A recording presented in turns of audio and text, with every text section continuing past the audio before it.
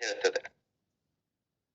ಕೃತಯುಗದಲ್ಲಿ ಶ್ರೀ ಗುರು ಶಿಷ್ಯಂಗೆ ಬಡಿದು ಬುದ್ಧಿಯ ಕಲಿಸಿದಡೆ ಆಗಲಿ ಮಹಾಪ್ರಸಾದವೆಂದೆನಯ್ಯ. ತ್ರೇತಾಯುಗದಲ್ಲಿ ಶ್ರೀ ಗುರು ಶಿಷ್ಯಂಗೆ ಬೈದು ಬುದ್ಧಿಯ ಕಲಿಸಿದಡೆ ಆಗಲಿ ಮಹಾಪ್ರಸಾದವೆಂದೆನಯ್ಯ. ದ್ವಾಪರದಲ್ಲಿ ಶ್ರೀ ಗುರು ಶಿಷ್ಯಂಗೆ ಝಂಕಿಸಿ ಬುದ್ಧಿಯ ಕಲಿಸಿದಡೆ ಆಗಲಿ ಮಹಾಪ್ರಸಾದವೆಂದೆನಯ್ಯ.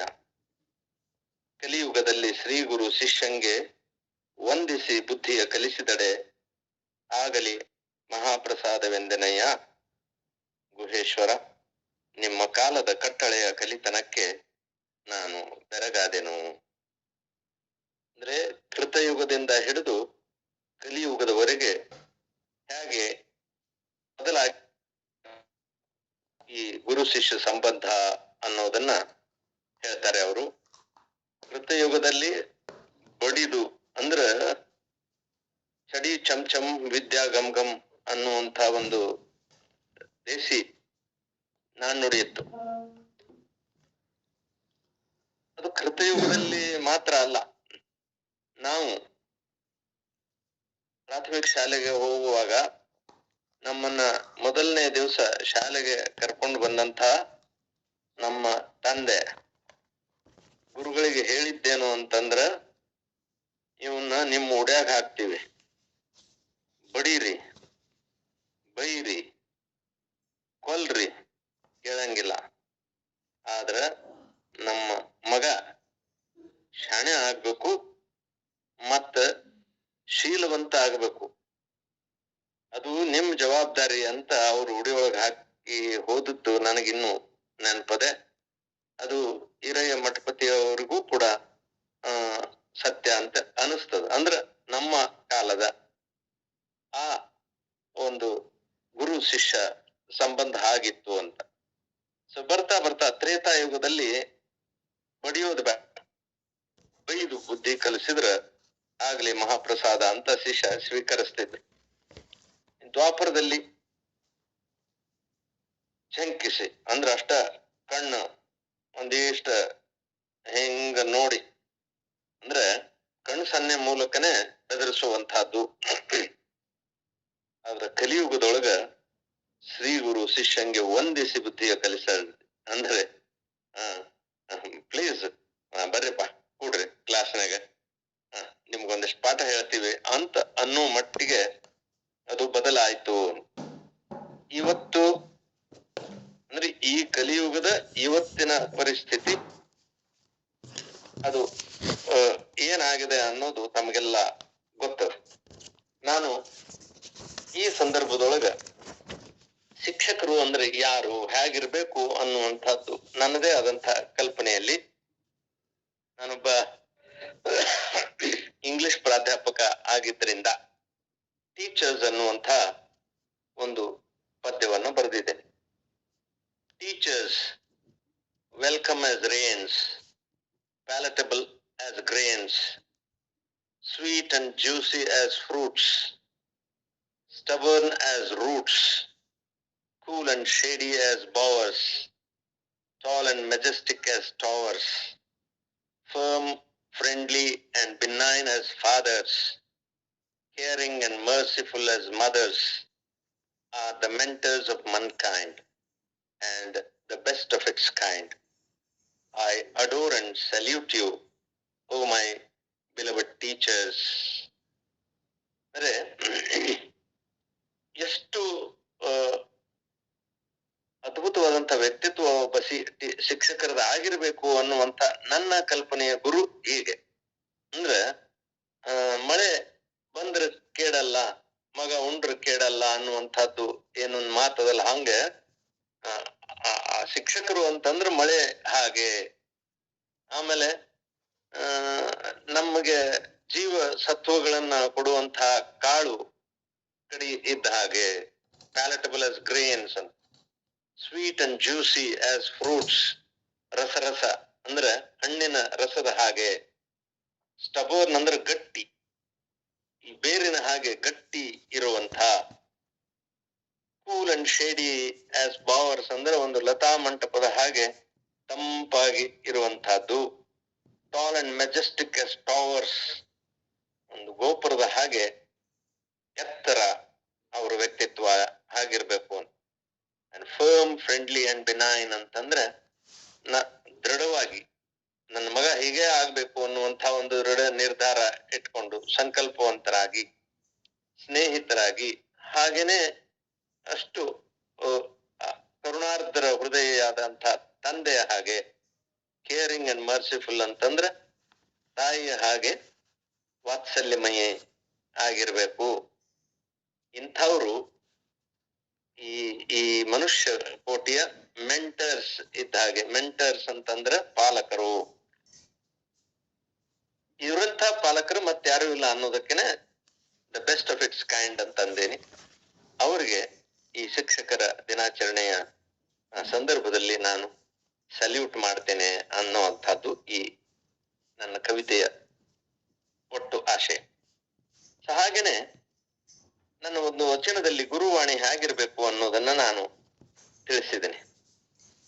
ಬರೀ ಓದು ಬರಹ ಕಲಿಸುವ ಯಂತ್ರವಲ್ಲ, ಚಿಂತನಶೀಲ, ಕ್ರಿಯಾಶೀಲ, ಸುಶೀಲ, ಅಧ್ಯಯನಶೀಲ, ವಿದ್ಯಾಪ್ರೇಮಿ, ವಿದ್ವಾಂಸ, ನಿರಂತರ ಶೋಧಕ, ಸತ್ಯನಿಷ್ಠ, ಸೃಜನ ಹೃದಯಿ, ಪ್ರೇಮಮಯಿ, ಗುಣಗ್ರಾಹಿ, ದೀನಬಂಧು, ಕಾರುಣ್ಯ ಸಿಂಧು, ಸ್ವಾಭಿಮಾನದ ಗಣಿ, ಶ್ರಮ ಸಂಸ್ಕೃತಿಯ ರಾಯಭಾರಿ, ಸಮಯ ಪರಿಪಾಲಕ, ಅಭಯ ಸಾಧಕ, ಸಾವಿರ ಮೌಲ್ಯಗಳ, ಸಪ್ತಶೀಲಗಳ ಒಟ್ಟು ಮೊತ್ತವೇ ಶಿಕ್ಷಕ.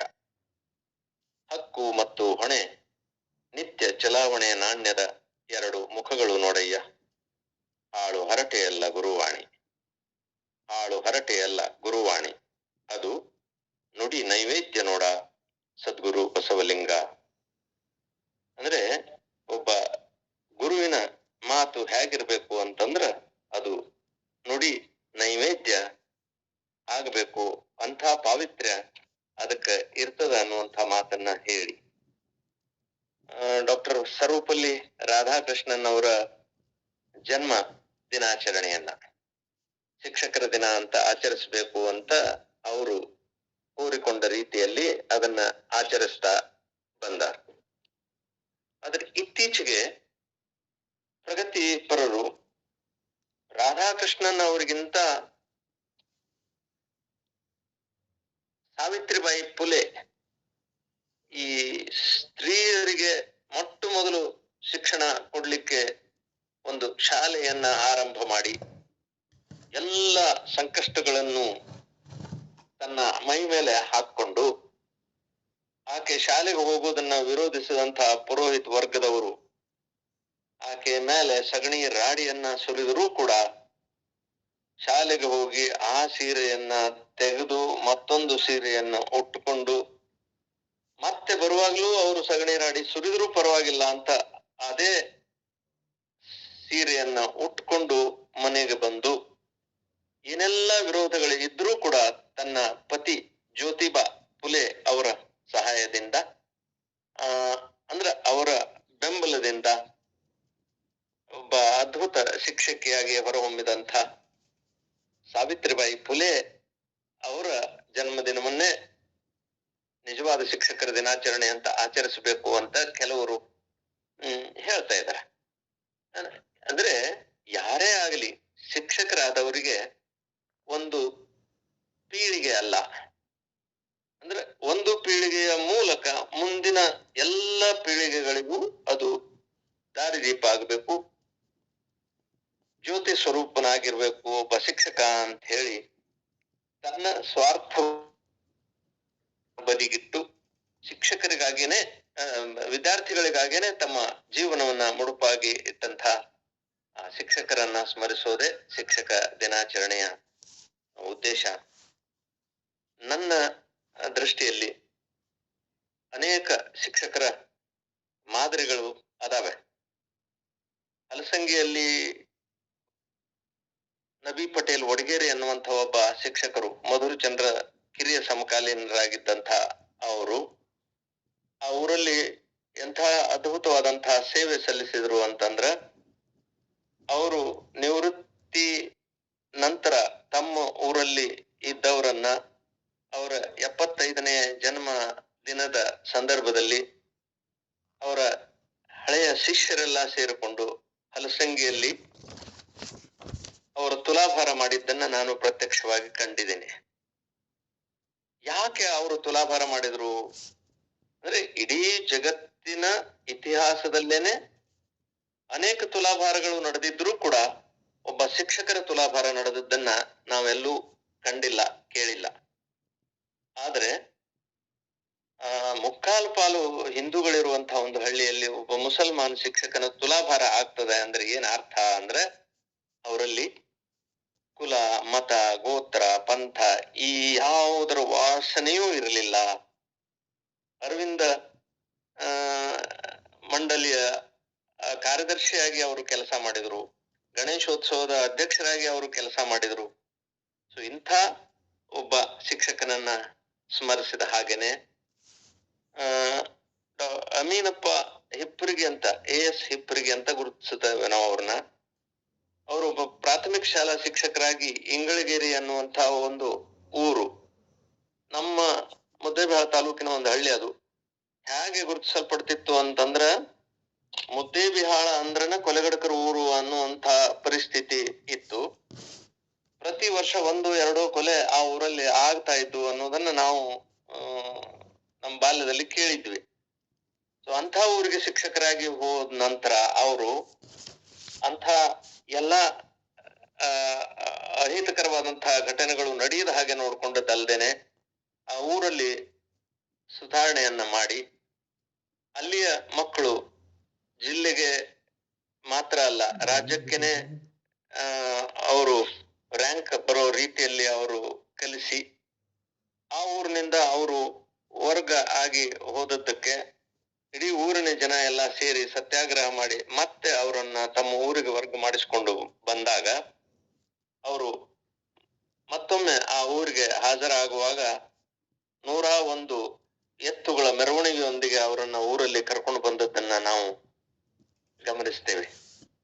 ಹಾಗೆ ನನಗೆ ಕೂಡ ಅತ್ಯುತ್ತಮವಾದ ರೀತಿಯಲ್ಲಿ ಇವತ್ತು ನಾನು ಏನಾದ್ರೂ ಅಕ್ಷರ ರೂಪದಲ್ಲಿ ಬರೆದು ನನಗೆ ಕೀರ್ತಿ ಅಥವಾ ಪ್ರಶಸ್ತಿಗಳು ಏನಾದ್ರೂ ಬಂದಿದ್ರೆ ಅದಕ್ಕೆ ಕಾರಣರಾದಂತಹ ನನಗೆ ಪ್ರಪ್ರಥಮವಾಗಿ ವಿದ್ಯೆ ಕಲಿಸಿದಂತಹ ಶಿವಲಿಂಗ ಕರಜಿಗೆ ಅವರನ್ನ, ನಾನು ಕೆಟ್ಟು ಹಾಳಾಗಿ ಹೋಗಬಹುದಾದಂತಹ ಒಂದು ಸಂದರ್ಭ ಇದ್ದಾಗಲೂ ಕೂಡ ನನಗೆ ಬಡಿದು ನನ್ನನ್ನ ಕ್ಷಮಿಸಿ ನನ್ನನ್ನ ರೂಪಿಸಿದಂತಹ ಸಂಗನಬಸಪ್ಪ ಬಿದಿರುಕುಂದಿ ಅನ್ನುವಂತಹ ಶಿಕ್ಷಕರನ್ನ ನಾನು ಮರೀಲಿಕ್ಕೆ ಸಾಧ್ಯ ಇಲ್ಲ. ಹಾಗೆ 1000 ಜನ ಶಿಕ್ಷಕರಿದ್ರೂ ಕೂಡ ಅದರಲ್ಲಿ 1, 2 ಅಥವಾ 4 ಜನ 5 ಜನ ಶಿಕ್ಷಕರನ್ನ ಮಾತ್ರ ನಾವು ನಮ್ಮ ಜೀವಮಾನದಲ್ಲೂ ನಾವು ಮರೆಯೋದಿಲ್ಲ. ಅಂತಹ ಶಿಕ್ಷಕರ ಬಗ್ಗೆ ನಾವು ಸ್ಮರಿಸಿಕೊಳ್ಳುವಂತಹ ದಿನ ಇದು. ಹಾಗೇನೆ ಇಂಡಿ ತಾಲೂಕಿನ ಅಥರ್ಗ ಗ್ರಾಮದಲ್ಲಿ ರೇವಣಸಿದ್ದಪ್ಪ ಅವ್ರ ಸಂಘ ಅನ್ನುವಂತಹ ಒಬ್ಬ ಶಿಕ್ಷಕರು ಬದುಕಿದ್ದು ಕೇವಲ 36 ವರ್ಷ. ಆ 36 ವರ್ಷದ ಅವಧಿಯಲ್ಲಿ ಇಡೀ ಗ್ರಾಮದ ಸ್ವರೂಪವನ್ನೇ ಬದಲಿಸಿ ಆ ಊರಿಗೆ ಅವರು ಕೇವಲ ಮಾಸ್ತರ್ ಆಗ್ಲಿಲ್ಲ, ಮಾಸ್ತರ ದೇವರಾದ್ರು ಅನ್ನುವಂತಹದ್ದು. ಅವರಿಗಾಗಿ ಆ ಊರಿನ ಜನ ಎಲ್ಲ ಸೇರಿ, ಅವರ ಹಳೆಯ ವಿದ್ಯಾರ್ಥಿಗಳೆಲ್ಲ ಸೇರಿ, ಸುತ್ತಲಿನ 10 ಊರುಗಳ ಜನ ಎಲ್ಲ ಸೇರಿ ಅಥರ್ಗದಲ್ಲಿ ಒಂದು ಗುಡಿ ಕಟ್ಟಿಸಿದ್ದಾರೆ. ಮಾಸ್ತರ ಗುಡಿ ಅಂತ ಅದಕ್ಕ ಕರೀತಾರೆ. ನಿತ್ಯ 3 ಹೊತ್ತು ಅಲ್ಲಿ ಪೂಜೆ ಆಗ್ತದೆ. ಅಂಥ ಒಬ್ಬ ಶಿಕ್ಷಕರ ಸ್ಮರಣೆ ಇವತ್ತು ನಾವು ಮಾಡಬೇಕಾದ ಅಗತ್ಯ ಅದ. ಅಂದ್ರೆ ಮಾಸ್ತರು ದೇವರಾಗಬೇಕಾದ್ರೆ ಮೊದಲು ಮನುಷ್ಯ ಆಗ್ಬೇಕು, ಮನುಷ್ಯರ ನಂತರ ದೇವರಾಗ್ಲಿಕ್ಕೆ ಸಾಧ್ಯ. ಮನುಷ್ಯ ಆಗದೆ ದೇವರಾಗ್ಲಿಕ್ಕೆ ಸಾಧ್ಯ ಇಲ್ಲ ಅನ್ನುವಂಥ ಮಾತನ್ನ ಹೇಳ್ತಾ, ಈ ಶಿಕ್ಷಕರ ಕುರಿತಾಗಿ, ಶಿಕ್ಷಕ ದಿನಾಚರಣೆಯ ಕುರಿತಾಗಿ ಮತ್ತು ಈ ಶಿಕ್ಷಕರಿಗೆ ಇರಬಹುದಾದಂತಹ ಒಟ್ಟು ಮೌಲ್ಯ ಮತ್ತು ಚಾರಿತ್ರ್ಯದ ಕುರಿತಾಗಿ ಬೇಕಾದಷ್ಟು ಮಾತಾಡಬಹುದು. ಇವತ್ತು ನಾನು ಇಷ್ಟಕ್ಕೆ ನನ್ನ ಚಿಂತನವನ್ನ ನಿಲ್ಲಿಸಿ ಅಲ್ಲಮ ಪ್ರಭುಗಳು ಹೇಳಿದಂತಹ ಆ ವಚನದ ಹಿನ್ನೆಲೆಯಲ್ಲಿ ಕಾಲ ಬದಲಾಗಿದ್ರೂ ಕೂಡ ನಮ್ಮ ಚಾರಿತ್ರ್ಯವನ್ನ ನಾವು ಸ್ವಚ್ಛವಾಗಿ ಗಟ್ಟಿಯಾಗಿ ಇಟ್ಟುಕೊಂಡು ವಿದ್ಯಾರ್ಥಿಗಳ ಕಲ್ಯಾಣಕ್ಕಾಗಿಯೇನೆ ನಾವು ಬದುಕೋದಾದ್ರೆ ಕಲಿಯುಗದಲ್ಲೂ ಕೂಡ ಗುರು ಗೌರವಿಸಲ್ಪಡ್ತಾನೆ ಅನ್ನುವಂಥ ಮಾತನ್ನ ಹೇಳಿ ಎಲ್ಲ ಶಿಕ್ಷಕರಿಗೂ ಮತ್ತೊಮ್ಮೆ ನಾನು ಹೃತ್ಪೂರ್ವಕವಾದಂತಹ ಶುಭಾಶಯಗಳನ್ನ ಹೇಳ್ತಾ ನನಗೆ ಅವಕಾಶ ಮಾಡಿಕೊಟ್ಟಂತ ಶ್ರೀ ಹಿರಯ್ಯ ಮಠಪತಿ ಅವರಿಗೆ ಮತ್ತು ಕೇಳಿದಂತ ತಮಗೆಲ್ಲರಿಗೂ ವಂದನೆಗಳು. ಶರಣಾರ್ಥಿ ಗುರುಗಳೇ. ಶಿಕ್ಷಕರ ದಿನದಂದು ಎಲ್ಲ ಶಿಕ್ಷಕರಿಗೆ ಹಾರ್ದಿಕ ಶುಭಾಶಯಗಳನ್ನು ಹೇಳ್ತಾ ಇಲ್ಲಿವರೆಗೆ ಶ್ರೀ ಬಾಪುಗೌಡ ಪೊಲೀಸ್ ಪಾಟೀಲ್ ಅವರು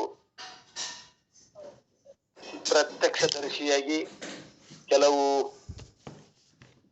ಸಂಗತಿಗಳನ್ನ ಎಲ್ಲರ ಮುಂದೆ ಬಿಂಬಿತ ಮಾಡಿದ್ದಾರೆ.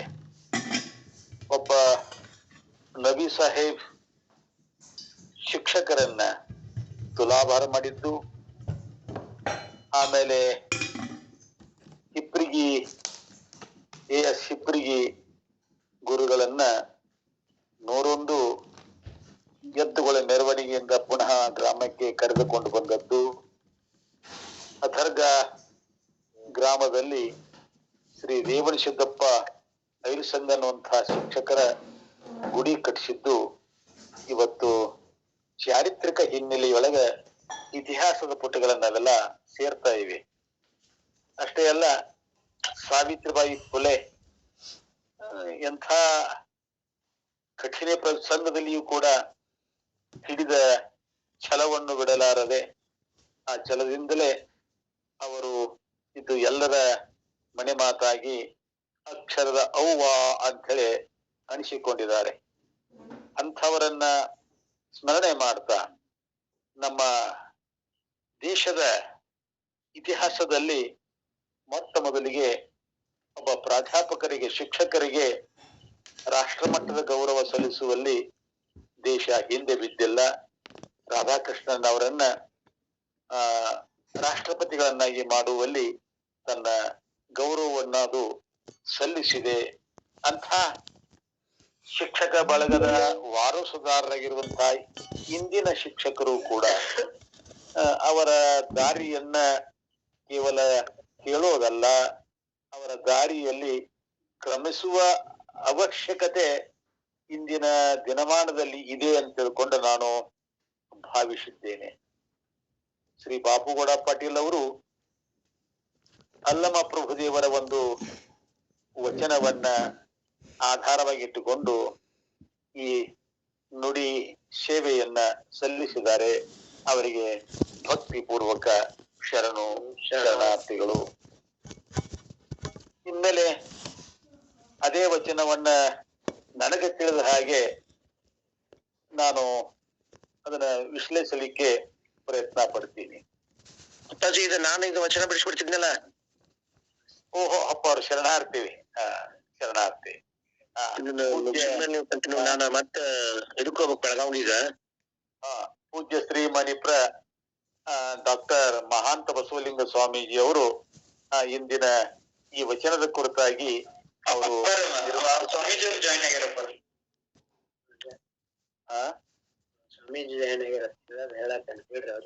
ಅವರು ತಮ್ಮ ವಚನವನ್ನ ನಿರ್ವಚನ ಮಾಡಬೇಕೆಂದು ಅವರಲ್ಲಿ ಭಿನ್ನ ಮಾಡ್ತಾ ಇದ್ದೇನೆ, ಪೂಜ್ಯ ಮಹಾಂತ ಸ್ವಾಮೀಜಿ ಅವರಲ್ಲಿ.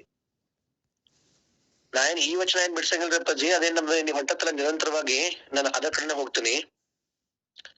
ಪರಮಾತ್ಮನಿಗೆ ಹುಟ್ಟು ಮತ್ತು ಹಂದುಗಳಿಲ್ಲ ಮತ್ತು ಅವರಿಗೆ ತಂದೆ ತಾಯಿಗಳು ಇಲ್ಲ ಅನ್ನೋ ಶಬ್ದದ ಕುರಿತು ಮಾತಾಡಿದ್ವಿ. ಈ ವಚನ ಯಾರವ್ರು ಬಾಪುಗೌಡ ಸರ್ ಬಿಡಿಸ್ಯಾರ, ಮತ್ತು ನೀವು ಆಮೇಲೆ ಬಿಡಿಸ್ತೀರಿ.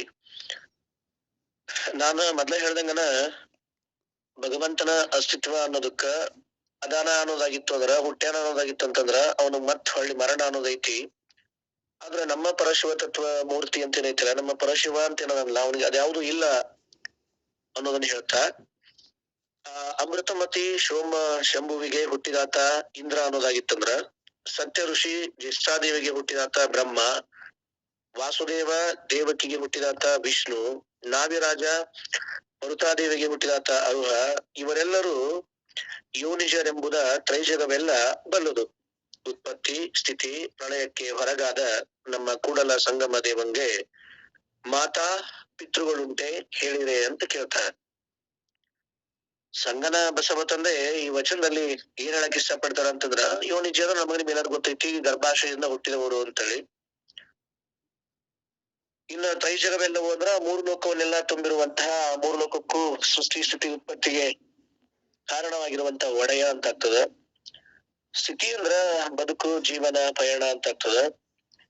ಪ್ರಳಯ ಅಂದ್ರೂ ಗೊತ್ತಾಗ್ತದ ನಮ್ಗೆಲ್ಲರಿಗೂ, ಸಾವು ನಾಶವಾದ ಅನ್ನೋದು ನಮ್ಮೆಲ್ಲರಿಗೂ ಗೊತ್ತಾಗತ್ತೆ. ಈ ಇಬ್ಬರ ಸಂಘದಿಂದ ಅಮೃತಮತಿ ಮತ್ತು ಸೋಮ ಶಂಭುವಿಗೆ ಹುಟ್ಟಿದಾತ ಈ ಇಬ್ಬರ ಸಂಘದಿಂದ ಯಾರು ಹುಟ್ಟಿದ್ರು ಅಂದ್ರ ಇಂದ್ರ ಅನ್ನ ಹುಟ್ಟಿದ. ಇಂದ್ರ ತನ್ನ ಒಡ್ಡೋಲೊಳಗ ತಂದೆ ಅಂತ ಒಂದು ಪದವಿ, ನಾವು ಪುರಾಣಗಳ ಶೈಲಿಯನ್ನ ಗಮನಿಸ್ಬಿಟ್ವಿ ಅಂತಂದ್ರ ಇಂದ್ರನಿಗೆ ಒಂದು ಪದವಿ ಅಂತದ, ಇಂದ್ರ ಪದವಿ. ಅವನಿಗೆ ಐರಾವತ ವಜ್ರಾಯುಧ ಏನೆಲ್ಲವನ್ನೂ ಅವ ಇಟ್ಕೊಂಡಿರ್ತಾನ. ಅವನು ಅತ್ಯಂತ ವಿಲಾಸಿ ಜೀವನದೊಳಗ ಆನಂದವಾಗಿ ಮಸ್ತ್ ಇರ್ತಾನ. ಅವ ದೇವಾನ ದೇವತೆಯೊಳಗ ಅತ್ಯಂತ ಸುಖ ಪುರುಷ ಅಂತ ಎಲ್ಲವೂ ಬಿಂಬಿಸ್ತವ. ಸರಿ, ಅದೇನೇ ಇರ್ಲಿ, ಅವ್ರದ್ದು ಕೊನೆಯ ಪ್ರಶ್ನೆ ಒಂದೇ ಅವ್ರದ್ದು. ಆತನಿಗೆ ಇಂದ್ರ ಪದವಿ ಅದೆಯೋ, ಚಂದ್ರ ಪದವಿ ಅದೆಯೋ, ಬ್ರಹ್ಮ ಪದವಿ ಅದೆಯೋ, ಅಥವಾ ಆತನಿಗೆ ವಜ್ರಾಯುಧ ಅದೋ, ಯಾವ ಆಯುಧ ಅದೋ, ಡಸ್ ನಾಟ್ ಮ್ಯಾಟರ್. ಅದು ಸಬ್ಜೆಕ್ಟ್ ಅಲ್ಲ. ವಿಷಯ ಏನು ಅಂತಂದ್ರ, ಅವನಿಗೆ ಯಾವ ಪದವಿಯನ್ನ ಬ್ರಹ್ಮ ಕೊಟ್ನೋ ವಿಷ್ಣು ಕೊಟ್ನೋ ಯಾರೋ ಕೊಟ್ರು, ಒಟ್ಟ ತಾನು ತಗೊಂಡಂತಹ ಒಂದು ಪದವಿಯನ್ನ ಆತನಿಗೆ ಕೊನೆಯವರೆಗೂ ಉಳಿಸ್ಕೊಳಿಕ್ಕಾಗ್ಲಿಲ್ಲ. ಅಷ್ಟೇ ಯಾಕ, ಸ್ವಯಂ ತಾನು ಇರುವಂತಹ ಇಂದ್ರ ಪದವಿ ಅನ್ನುವಂತ ಪದವಿಯೊಳಗ ತಾನು ಕುಂತಿದ್ರು ಕೂಡ, ದೇವತೆಗಳ ರಾಜ ಅನ್ನೋ ಪದವಿಯೊಳಗ ತಾನು ಕುಂತಿದ್ರು ಕೂಡ, ಅವಾಗವಾಗ ರಾಕ್ಷಸರ ಹಾವಳಿಗೆ, ಅವಾಗವಾಗ ದೊಡ್ಡವರ ಹಾವಳಿಗೆ ಒಳಗಾಗಿ ತನ್ನ ಪದವಿಯನ್ನು ಕಳ್ಕೊಂಡ್ಬಿಟ್ಟಾವ. ಮತ್ತ ತಾನ ಪಡ್ಕೊಂಡಂತ ಪದವಿಯನ್ನ ತಾನು ಉಳಿಸ್ಕೊಳಕಾಗಿಲ್ಲ ಒಂದೇ ಮತ್ತ. ಎರಡನೇದೇನಪ್ಪಾ ಅಂತಂದ್ರ, ತಾನು ದೇವಮಾನವ ಅಂತ ಅನ್ಸ್ಕೊಂಡ್ರು ಅಥವಾ ಸ್ವಯಂ ದೇವನೇ ಅಂತ ಅನ್ಸ್ಕೊಂಡ್ರು ಕೂಡ ಅವನು ಕೂಡ ಕಾಲದ ಕಟ್ಟಳೆಗೆ ಒಳಪಟ್ಟ ಮರಣವನ್ನ ಹೊಂದಿದ. ಯಾಕಂದ್ರ ಅವನಿಗೂ ತಂದೆ ತಾಯಿ ಅಂತದಾರ. ಯಾವುದು ಕಾಲಾತೀತವಾಗಿತ್ತೋ ಅದು ನನ್ನ ಪರಮಾತ್ಮ, ಮತ್ತೆ ಯಾವುದು ಕಾಲಕ್ಕೆ ಒಳಪಟ್ಟೈತೋ ಅದು ನನ್ನ ಪರಮಾತ್ಮ ಅಲ್ಲ. ಯಾಕಂದ್ರ ಪರಶಿವ ತತ್ವ ಅನ್ನುವಂಥದ್ದು ಅದು ಕಾಲಾತೀತ.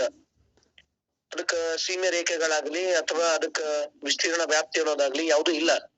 ಅಂತಹ ಪರಶಿವ ತತ್ವ ಮೂರ್ತಿಯ ಮುಂದೆ ಇವರೆಲ್ಲ ಯಾವ ಲೆಕ್ಕ? ಯಾರು ಕಾಲದ ಕಟ್ಟಳೆಗೊಳಗಾದ್ರೋ ಅವ್ರನ್ನ ದೇವ್ರು ಅಂತ ಹೆಂಗ್ ಕರ್ಲಿ, ತಮ್ಮ ಪದವಿಯನ್ನ ತಾವೇ ಉಳಿಸ್ಕೊಳ್ಳಕ್ ಯಾರು ಒದ್ದಾಡಕತ್ತಾರೋ ಅವ್ರನ್ನ ಹ್ಯಾಗ ನಾನು ಪರಮಾತ್ಮ ಪರಶಿವ ಮೂರ್ತಿ ಅನ್ಲಿ, ನಾನ್ ಅನ್ನಕ್ ಸಾಧ್ಯ ಇಲ್ಲ, ಹಂಗೆಲ್ಲ ಅನ್ನಂಗಿಲ್ಲ ಅವ್ರನ್ನೆಲ್ಲ ಅಂತ ಹೇಳ್ತಾರ ಬಸವ ತಂದೆ. ತನ್ಮೂಲಕ ಅಂತೇಳ ಈ ಸತ್ಯ ಋಷಿ ಮತ್ತು ಜ್ಯೇಷ್ಠಾದೇವಿಗೆ ಹುಟ್ಟಿದಾತ ಬ್ರಹ್ಮ, ಈ ಸತ್ಯ ಋಷಿ ಅನ್ನುವಂತವ ಮತ್ತೆ ಜ್ಯೇಷ್ಠಾದೇವಿ ಅನ್ನುವಂತ ಇಬ್ಬರು ತಾಯಿಗೆ ಯಾರು ಸೃಷ್ಟಿಕರ್ತ ಅಂತ ಏನ್ ಕರಿತೀವೋ, ಈ ಚರಾಚರ ವಸ್ತುಗಳ ಮೂಲ ಉಗಮದ ಪುರುಷ ಅಂತ ಏನು ಬ್ರಹ್ಮನನ್ನ ಕರಿತೀವಲ್ಲ, ಈ ಬ್ರಹ್ಮನು ತನ್ನ ಪದವಿಯನ್ನು ಉಳಿಸ್ಕೊಳಕ್ ತಾನ ಆಗ್ಲೇ ಇಲ್ಲ. ನಾನ್ ಮೊದ್ಲೇ ಹೇಳ್ದಂಗ 4 ದಿಕ್ಕಗಳಿಗೆ ನೋಡಿದಕ್ಕ ಆತರಿಂದ 4 ವೇದಗಳು ಹುಟ್ಟುಕೊಂಡ್ವು. ಮೇಲೆ ನೋಡಿದ ಅಹಂಕಾರ ಅನ್ನುವಂತ ತಲೆ ಹುಡ್ತು. ಆ ಅಹಂಕಾರ ಅನ್ನುವಂತ ತಲೆ ಹುಟ್ಟಿದಕ್ಕ ಮಹಾಗರ್ವಿಯಾದ ಬ್ರಹ್ಮನ ತಲೆಯನ್ನ ಶಿವ ಕತ್ತರಿಸಿದ. ಅದನ್ನ ತನ್ನ ಕಪೋಲವನ್ನಾಗಿ ಮಾಡ್ಕೊಂಡ, ಅಂದ್ರ ತನಗ ಊಟ ಮಾಡಕ ಭಿಕ್ಷಾ ಪಾತ್ರೆ ಮಾಡ್ಕೊಂಡ್ ಭಿಕ್ಷದ ಪಾತ್ರೆಯನ್ನಾಗಿ ಮಾಡ್ಕೊಂಡ, ಅದನ್ನ ಕತ್ತರಿಸ್ಬಿಟ್ಟ. ಯಾರು ಸೃಷ್ಟಿಕರ್ತ ಅಂತೇವೋ, ಯಾರ ಅಧೀನಕ್ಕೊಳಪಟ್ಟು ಈ ಜಗತ್ತೇ ಹುಡ್ತು ಅಂತ ಹೇಳ್ತೇವೋ, ಅಂತಹ ಜಗತ್ತಿನ ಒಡೆಯ ಸೃಷ್ಟಿಕರ್ತ ಅನ್ನವನ್ ಏನ್ ಮಾಡ್ಬಿಟ್ಟಂದ್ರ ಹುಡ್ತಾನೆ 4 ದಿಕ್ಕ ಕಡೆ ನೋಡ, ಏನೇ ದಿಕ್ಕಿಗೆ ನೋಡ್ತಂತ ತಲೆನ ಕಳ್ಕೊಂಡ್ಬಿಟ್ಟ. ಯಾವುದು ದೋಷದಿಂದ ಕೂಡಿತೋ, ಯಾವುದು ತನ್ನೊಳಗ ಗುಣದೋಷಗಳು ಅಂತ ಏನು ಹೊಂದೈತಲ್ಲ, ಅದ್ರೊಳಗ ಸಕಾರಾತ್ಮಕ ಗುಣಗಳಿರ್ಬೋದು ಅಥವಾ ನಕಾರಾತ್ಮಕ ಗುಣಗಳಾಗಿರ್ಬೋದು. ಅದು ಹುಡ್ತನದ ಬಂದ್ಲಿ ಅಥವಾ ಆಮೇಲೆ ಬರ್ಲಿ ಅಥವಾ ಸಾವಿನ ಕೊನೆ ಹೆಂಚಿನಗರ ಬರ್ಲಿ, ಯಾವ ದೋಷ ರಹಿತವಾಗಿರ್ಬೇಕಾಗಿತ್ತೋ ಅದ್ರೊಳಗೆ ದೋಷ ಅನ್ನೋದು ಮೂಡೈತಿ ಅಂದ್ರ, ಅಹಂಕಾರ ಅನ್ನೋದು ಬಂದೈತಿ ಅಂದ್ರ ಅದಕ್ಕೆ ಪ್ರಳಯ ಐತಿ ಅಂತ ಅರ್ಥ. ಹಂಗ ಪ್ರಳಯ ಐತಿ ಅಂದ್ರೆ ಏನೋ ಅದು ಮಾರು ಹೋಗ್ತದ ಅಥವಾ ಅಳಿದು ಹೋಗ್ತದ, ಒಂದಿನ ಇಲ್ದಂಗ ಆಗ್ತದೆ ಅಂತ. ಯಾವುದು ಒಂದಿನ ಇಲ್ದಂಗ ಆಗ್ತದೋ, ಯಾವುದು ತೋರ್ತದೋ ಅದು ಒಂದ್ ದಿವ್ಸ ಮರೆ ಆಗ್ತದೋ, ಅಂತಹ ವಸ್ತುವಿನ ಬ್ರಹ್ಮ ಅಂತ ಕರೆದಾಗಿತ್ತಂದ್ರ ಆ ಬ್ರಹ್ಮನಿಗೂ ತಂದೆ ತಾಯಿಗಳದಾರ. ಹಾಗೆ ತನ್ನ ಬ್ರಹ್ಮ ಪದವಿಯನ್ನೇ ಉಳಿಸಿ ಉಳಿದಂತಹ ಆ ಬ್ರಹ್ಮ ಎಷ್ಟೋ ಸಲ ರಾಕ್ಷಸರು ಅವ್ರಿವ್ರ ಹೊಡೆತಕ್ಕ ತನ್ನ ಪದವಿಯನ್ನು ಬಿಟ್ಟು ಓಡ್ ಹೋಗಿದ್ದು ಘಟನೆಗಳು ಪುರಾಣದಲ್ಲಿ ಸಾಕಷ್ಟು ಬರ್ತವೆ.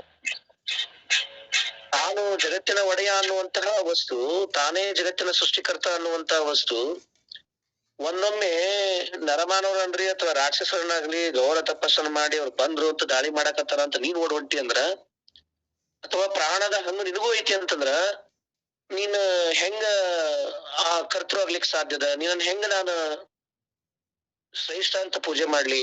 ಆಗಂಗಿಲ್ಲ ನೀನು ಶ್ರೇಷ್ಠ ಅಂತ ಪೂಜೆ ಮಾಡಕ. ಯಾಕಂದ್ರ ನಿನಗೂ ಕೂಡ ಕಾಲದ ಕರ್ಮಗಳ ಬೆನ್ನದ್ ಕಾಡಕತ್ತವ. ನಿನಗೂ ಕೂಡ ಅಹಂಕಾರ ಮಮಕಾರ ಅನ್ನುವಂತ ಪರದಿ ಒಳಗ ಒದ್ದಾಡಕತ್ತಿದಿ. ನೀನು ಕೂಡ ನೀನೇ ಸೃಷ್ಟಿ ಮಾಡಿದಂತ ಹೆಂಡತಿನ ಮಸ್ತ್ ಮದುವೆಯಾಗಿ ನೀನ ಮಜಾ ಮಾಡಕತ್ತಿದಿ. ಇವೆಲ್ಲ ಗುಣದೋಷಗಳು ನಿನ್ನೊಳಗಿರೋದ್ರಿಂದ ನಾನು ನಿನ್ನ ಹೆಂಗ ಸರ್ವಶ್ರೇಷ್ಠ ಅಂತ ಒಪ್ಪೋಳಿ? ನೀನು ಕೂಡ ಕಾಲದ ಕಟ್ಟಳೆಗೆ ಕರ್ಮದ ಬಾಧೆಗೆ ಒಳಪಟ್ಟ ಕಾರಣ ನಿನ್ನ ನಾನು ಏನ್ ಅನ್ನಕ್ಕಾಗ್ಲ ಅಂದ್ರ ದೇವರು ಅಂತ ನಾನು ಕರ್ಲಿಕ್ಕೆ ಒಲ್ಲೆ ಅನ್ನುವಂತ ಮಾತನ್ನ ಬಸವ ತಂದೆ ಹೇಳ್ತಾರ. ಮತ್ತ ಹಂಗ ಮುಂದುವರೆದ ಏನ್ ಮಾಡ್ತೀವಿ ಅಂತಂದ್ರ ದೇವಕಿ ಮತ್ತ ದೇವ ವಸುದೇವ ಅಂತ ಏನ್ ಕರಿತೇವಲ್ಲ ಅವರಿಗೆ ಹುಟ್ಟದಾತ ವಿಷ್ಣು. ಏನೆಲ್ಲ ಕರ್ಮದ ಸೂತ್ರದ ಬಂಧನದೊಳಗ ಏನೆಲ್ಲ ಆಟವನ್ನ ಆಡಿ ತನ್ನ ಏನಂತ ಕರಿತೀವಿ ನಾವು ದಶಾವತಾರಗಳು ಅಂತ ಏನ್ ಕರಿತೀವಲ್ಲ, ಹರಿಯ ದಶಾವತಾರಗಳು 10 ಅವತಾರಗಳನ್ನ ಆಯಾ ಯುಗಕ್ಕ ಆಯಾ ಕಾಲಘಟ್ಟದೊಳಗ 10 ಅವತಾರಗಳನ್ನ ಹೊತ್ಕೊಂಡು ಬಂದಂತ ವಾಸುದೇವ ಕೊನೆಗೆ ತನ್ನ ಸಾವನ್ನ ಒಬ್ಬ ಬೇಟೆಗಾರನ ಬಾಣದ ಹೊಡೆತೊಳಗ ಸತ್ತು ಹೋಗ್ತಾರ ಅನ್ನೋದಾಗಿತ್ತಂದ್ರ ಏನೆಲ್ಲ ಕುತಂತ್ರವನ್ನ ಮಾಡಿ ಜಗತ್ತಿನ ಚರಾಚರ ವಸ್ತುಗಳಲ್ಲಿ ಧರ್ಮಶೇ ಧರ್ಮಜ್ಞಾನಿಯನ ಧರ್ಮ ಅನ್ನೋದು ಉಳಿಬೇಕು, ಅಧರ್ಮ ಅನ್ನೋದು ಹೋಗ್ಬೇಕಾಗಿತ್ತು ಅನ್ನೋ ಮಾತು ಹೇಳ್ಬೇಕಾಗಿತ್ತು ಅಂದ್ರ ಧರ್ಮದ ರಕ್ಷಣೆಯನ್ನ ಮಾಡುವ ಅವನೇ ಆಗ್ಬೇಕಾಗಿತ್ತು ಅಂತಂದ್ರ ಮತ್ತೆ 18 ದಿನಗಳ ಘೋರ ಯುದ್ಧ ಆಗ್ಬೇಕಾಗಿತ್ತು. ಇವಾರ್ನ ಫೌಂಡರ್ ಇರೋದ ಇವಾಗ ಕಿಂಗ್ ಏನೆಲ್ಲವೂ ನೀನೇ ಆಗೀಯ. ಸಕ ಹೇಳ್ತಾರ ಅಣುವೇನು ತುಣಕಾಷ್ಟಕ ಮಧ್ಯೆ ಅಹಮೇನ ಅಸ್ತಿ. ನಾನು ಪ್ರತಿ ಕಣಕಣದಲ್ಲೂ ಕೂಡ ನಾನು ಅದೇನಿ. ಅಹಮೇನ ಕೃಷ್ಣ ನ ಮೂರ್ತ ರೂಪಾಯೇ ನ ಅಮೂರ್ತ ರೂಪಾಯೇ. ನಾನು ಕೃಷ್ಣ ಮೂರ್ತ ಮತ್ತು ಅಮೂರ್ತ ರೂಪ ಅಲ್ಲ, ನಾನು ಒಟ್ಟು ಶಕ್ತಿ ಅದೇನಿ ಅಂತ ಹೇಳೋದಾಗಿತ್ತು ಅಂದ್ರ ಅದು ಸತ್ಯ ಆಗಿತ್ತು ಅಂದ್ರ why're you war in 18 days in the Mahabharata? ಯಾಕೆ ಅಲ್ಲಿ 18 ದಿವಸ ಯುದ್ಧವನ್ನ ಮಾಡಕ್ ಹೋಗಿದ್ದಿ? ಎಲ್ಲವೂ ನಾನೇ ಆಗೇನೆ ಅನ್ನೋದಾಗಿತ್ತಂದ್ರ ಧರ್ಮವೂ ನಾನೇ ಅಧರ್ಮವೂ ನಾನೇ, ಸ್ವಾರ್ಥವೂ ನಾನೇ ನಿಸ್ವಾರ್ಥವೂ ನಾನೇ, ನಾನೇ ಸರ್ವೇಶ್ವರ ಅನ್ನೋದು ಸತ್ಯ ಆಗಿತ್ತು ಅಂತಂದ್ರ you have change the entire Kauravas. ಇನ್ ಯಾಕದಕ್ಕೆ ಯುದ್ಧಕ್ಕೆ ಮುನ್ನುಡಿಯನ್ನ ಬರದೆ? ಎಲ್ಲವೂ ನೀನೇ ಆದಾಗ ನಿನ್ನ ಒಂದು ದೃಷ್ಟಿ ಅಥವಾ ನಿನ್ನದೊಂದು ನೋಟ ಇಡೀ ವ್ಯಕ್ತಿಗಳ ಅಂತರಂಗವನ್ನೇ ಬದಲಿ ಮಾಡ್ಬೇಕಾಗಿತ್ತು ಅಂತಂದ್ರ ಸ್ಟಾರ್ಟ್ ಇನ್ ದ ವಾರ್. ಯಾಕ 18 ದಿನಗಳ ಕುರುಕ್ಷೇತ್ರ? ನೀವೇನೋ 101 ಮಂದಿ, ನೀವೇನೋ 5 ಮಂದಿ ಸತ್ತಿದ್ರೆ ಏನೋ ದೊಡ್ಡದಾಗಿದೆ ಅಲ್ಲ. ನಿಮ್ಮನ್ನು ನಂಬ್ಕೊಂಡು ಬಂದಂತಹ ಲಕ್ಷ ಲಕ್ಷ ಪ್ರಜೆಗಳ ಮಾರೋಣ ಹೋಮ. ಒಂದು ಯುದ್ಧದೊಳಗ 9 ಅಕ್ಷೋಹಿಣಿ ಸೈನ್ಯ ಅಂತಂದ್ರ, ಒಂದು ಅಕ್ಷೋಹಿಣಿ ಸೈನ್ಯ ಅಂದ್ರ ಅದೇನೋ 39 ಲಕ್ಷ ಜನ ಅಂತ ಹೇಳ್ತೀರಿ. ಮತ್ತ ನೀವ ಹೇಳುವಾಗ ಅಷ್ಟು ಒಂದು ಯುದ್ಧಕ್ಕ 9 ಅಕ್ಷೋಹಿಣಿ ಸೈನ್ಯ ಮಾರಣ ಹೋಮ ಅಂತಂದ್ರ ಹೌ ಐ ಕ್ಯಾನ್ ಹೆಂಗ್ ನಿಮ್ಮನ್ನ ನಾನು ದೇವ್ರಂತ ಕರೀಲಿ? ಎಲ್ಲ ಪಾಮರರು, ಎಲ್ಲ ಧರ್ಮಿಗಳು ಅಧರ್ಮಿಗಳು ಎಲ್ಲರೂ ಅದ್ರೊಳಗೆ ಸತ್ತು ಸುಣ್ಣಾಗಿ ಹೋಗ್ಬಿಟ್ರಲ್ಲ. ಒಂದೊಂದು ಪದವಿಯನ್ನು ಪಡ್ಕೊಂಡಂತವ್ರು, ಒಂದೊಂದು ಪರಾಕ್ರಮತೆಯನ್ನು ಪಡ್ಕೊಂಡಂತವ್ರು ಒಬ್ಬೊಬ್ಬರಿಂದ ವರವನ್ನು ಪಡ್ಕೊಂತ ಸುಟ್ಟು ಮಣ್ಣೊಳಗ ಮಣ್ಣಾಗಿ ಹೋಗುದು ಬರೀ ಕೇವಲ ಯಕಶ್ಚಿತ ಒಂದು ಮಣ್ಣಿಗಾಗಿ ಅನ್ನೋದೇನು ಗೊತ್ತಿತ್ತು. ಯಕಶ್ಚಿತ ಒಂದು ಹೆಣ್ಣಿಗಾಗಿ ಅನ್ನೋದೇನು ಗೊತ್ತಿತ್ತು ಅವ್ರ. ಮತ್ತದನ್ನ ಒಂದು ನೋಟವಾಗಿ ನಿಲ್ಲಿಸುವಂತ ತಾಕತ್ತಿನೊಳಗಿತ್ತು ಅಂತಂದ್ರ ನೀನ್ ಇಷ್ಟೆಲ್ಲವನ್ನ ಮಾಡಿ ಕೊನೆಗೆ ನೀನೇ ಸ್ವಯಂ ಮೃತ್ಯುವಿನ ಬಾಯಿಗೆ ಹೋಗ್ತಿ ಅಂತಂದ್ರ ನಿನ್ನ ಹೆಂಗ್ ದೇವ್ರಂತ ಕರೀಲಿ ಮಾರಾಯ? ನಾನ್ ಯಾವ ಕಾಲಕ್ಕೂ ನಿನ್ನ ದೇವ್ರಂತ ಕರೆಯಕ್ ಇಷ್ಟ ಪಡಂಗಿಲ್ಲ ಅನ್ನುವಂತ ಮಾತನ್ನ ಹೇಳ್ತಾರ. ನಾನು ಕರೆಯಕ್ ಇಷ್ಟ ಪಡಂಗಿಲ್ಲ. ಹಾಗಾಗಿ ಅವ್ರು ಹೇಳ್ತಾರ, ನಾಭಿರಾಜ ಮತ್ತು ಮನ್ಹುದೇವಿಗೆ ಹುಟ್ಟಿದಾತ ಅರಹು ಅನ್ನುವಂತ ಜೈನ್ ಮುನಿ ಏನು ಎಂತ ಪರಾಕ್ರಮ ಆಗಿರ್ತಾರ ಅಂತಂದ್ರ ತನ್ನ ಪರಾಕ್ರಮ ಏನ್ ಅಖಂಡ ತಪಸ್ಸನ್ನ ಮಾಡಿ ಅರಹು ಮುನಿ ಇಷ್ಟೆಲ್ಲಾ ಶಕ್ತಿಯನ್ನ ಸಂಪಾದನೆ ಮಾಡಿರ್ತಾರ ಅಂತಂದ್ರ ನಾನು ಕಾಣುವ ಜಗತ್ತಿಗೆ ಒಂದೇ ಕ್ಷಣದ ನೋಟದೊಳಗ ಅನ್ನವನ್ನ ಹಾಕಬಲ್ಲೆ ಅನ್ನುವಂತ ದೊಡ್ಡ ಪಣ.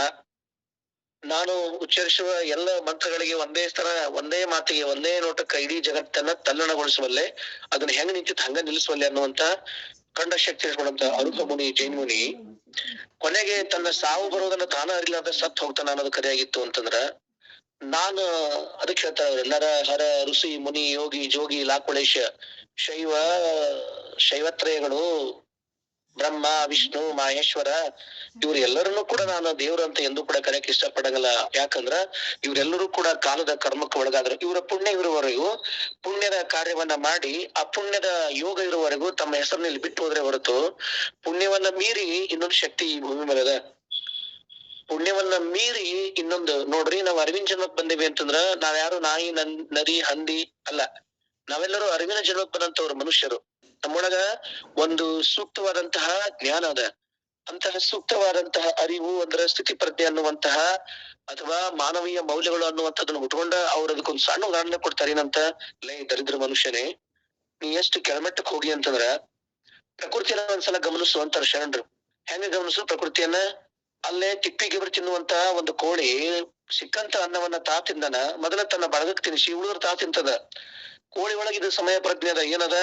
ನಾನು ಏನೆಲ್ಲವೂ ಭಗವಂತ ನನಗೆ ಬರ್ದಾಗ ಸಿಕ್ಕಂತ ಎಲ್ಲಾ ಪದಾರ್ಥಗಳು ನನಗಾಗಿ ಅಲ್ಲ, ಅದು ನನ್ನ ಕುಟುಂಬಕ್ಕಾಗಿ, ಬರೀ ನನ್ನ ಮಕ್ಕಳಿಗೆ ಅಷ್ಟೇ ಅಲ್ಲ, ಅಲ್ಲಿ ಬಂದಂತ ಎಲ್ಲರಿಗೂ ಅದು ತಿಳಿಸ್ತಿರ್ತತಿ. ಬರೀ ಒಂದ್ ಸಣ್ಣ ಕೋಳಿಗೆ ಒಂದು ಪ್ರಜ್ಞೆ ಅದ, ಏನದ? ಸಿಕ್ಕ ಆಹಾರ ನನಗಾಗಿ ಮಾತ್ರ ಮೀಸಲಲ್ಲ, ಅದು ಎಲ್ಲರಿಗೂ ಅಂತ ಅದು ಅನ್ಸಕತ್ತದ. ಎಲ್ಲೋ ಒಂದು ಸತ್ತು ಬಿದ್ದಂತ ಕಾಗೆ ಹಾರ್ತಾ ಹಾರ್ತಾ ಹೋಗ್ತಿರ್ತದ ಮೇಲೆ. ಎಲ್ಲೋ ಒಂದು ಸತ್ತು ಬಿದ್ದಂತ ಪ್ರಾಣಿನ ನೋಡ್ತು ಅಂತಂದ್ರ ತಾನ ಒಂದ ಬದುಕುವಂತ fast start around in the sky. ಅದ್ ಮೊದ್ಲ ಮೇಲೆ ಆಕಾಶ ತುಂಬಾ ಹಾರ್ತದ. ಹಾರ್ ಏನ್ ಮಾಡ್ತದ? ಒದರ್ತದ ತನ್ನ ಕುಲವನ್ನೆಲ್ಲ ಕೂಗಿ ಕರೆಯದೆ ಕಾ ಕಾ ಅಂತ ಕರೆದು ತನ್ನ ಬರ್ರಿ ಇಲ್ಲ ಒಂದು ಆಹಾರ ನೋಡಿನಿ, ಇಲ್ಲೊಂದು ಸತ್ತು ಪ್ರಾಣಿ ಬಿದ್ದದ, ಎಲ್ಲರೂ ಸೇರಿ ಊಟ ಮಾಡೋಣ ಬರ್ರಿ ಅಂತ ಆ ಕಾಗಿ ತನ್ನ ಕುಲವನ್ನೆಲ್ಲ ಕರ್ಕೊಂಡು ಬಂದ ಅಲ್ಲಿ ಕುಂತು ಅನ್ನ ಉಣ್ತದ. ಅದಕ್ ಸಿಕ್ಕಂತ ಅನ್ನದ ಅದನ್ನದು ಎಲ್ಲರನ್ನ ಕರ್ಕೊಂಡು ಊಟ ಮಾಡ್ತದ.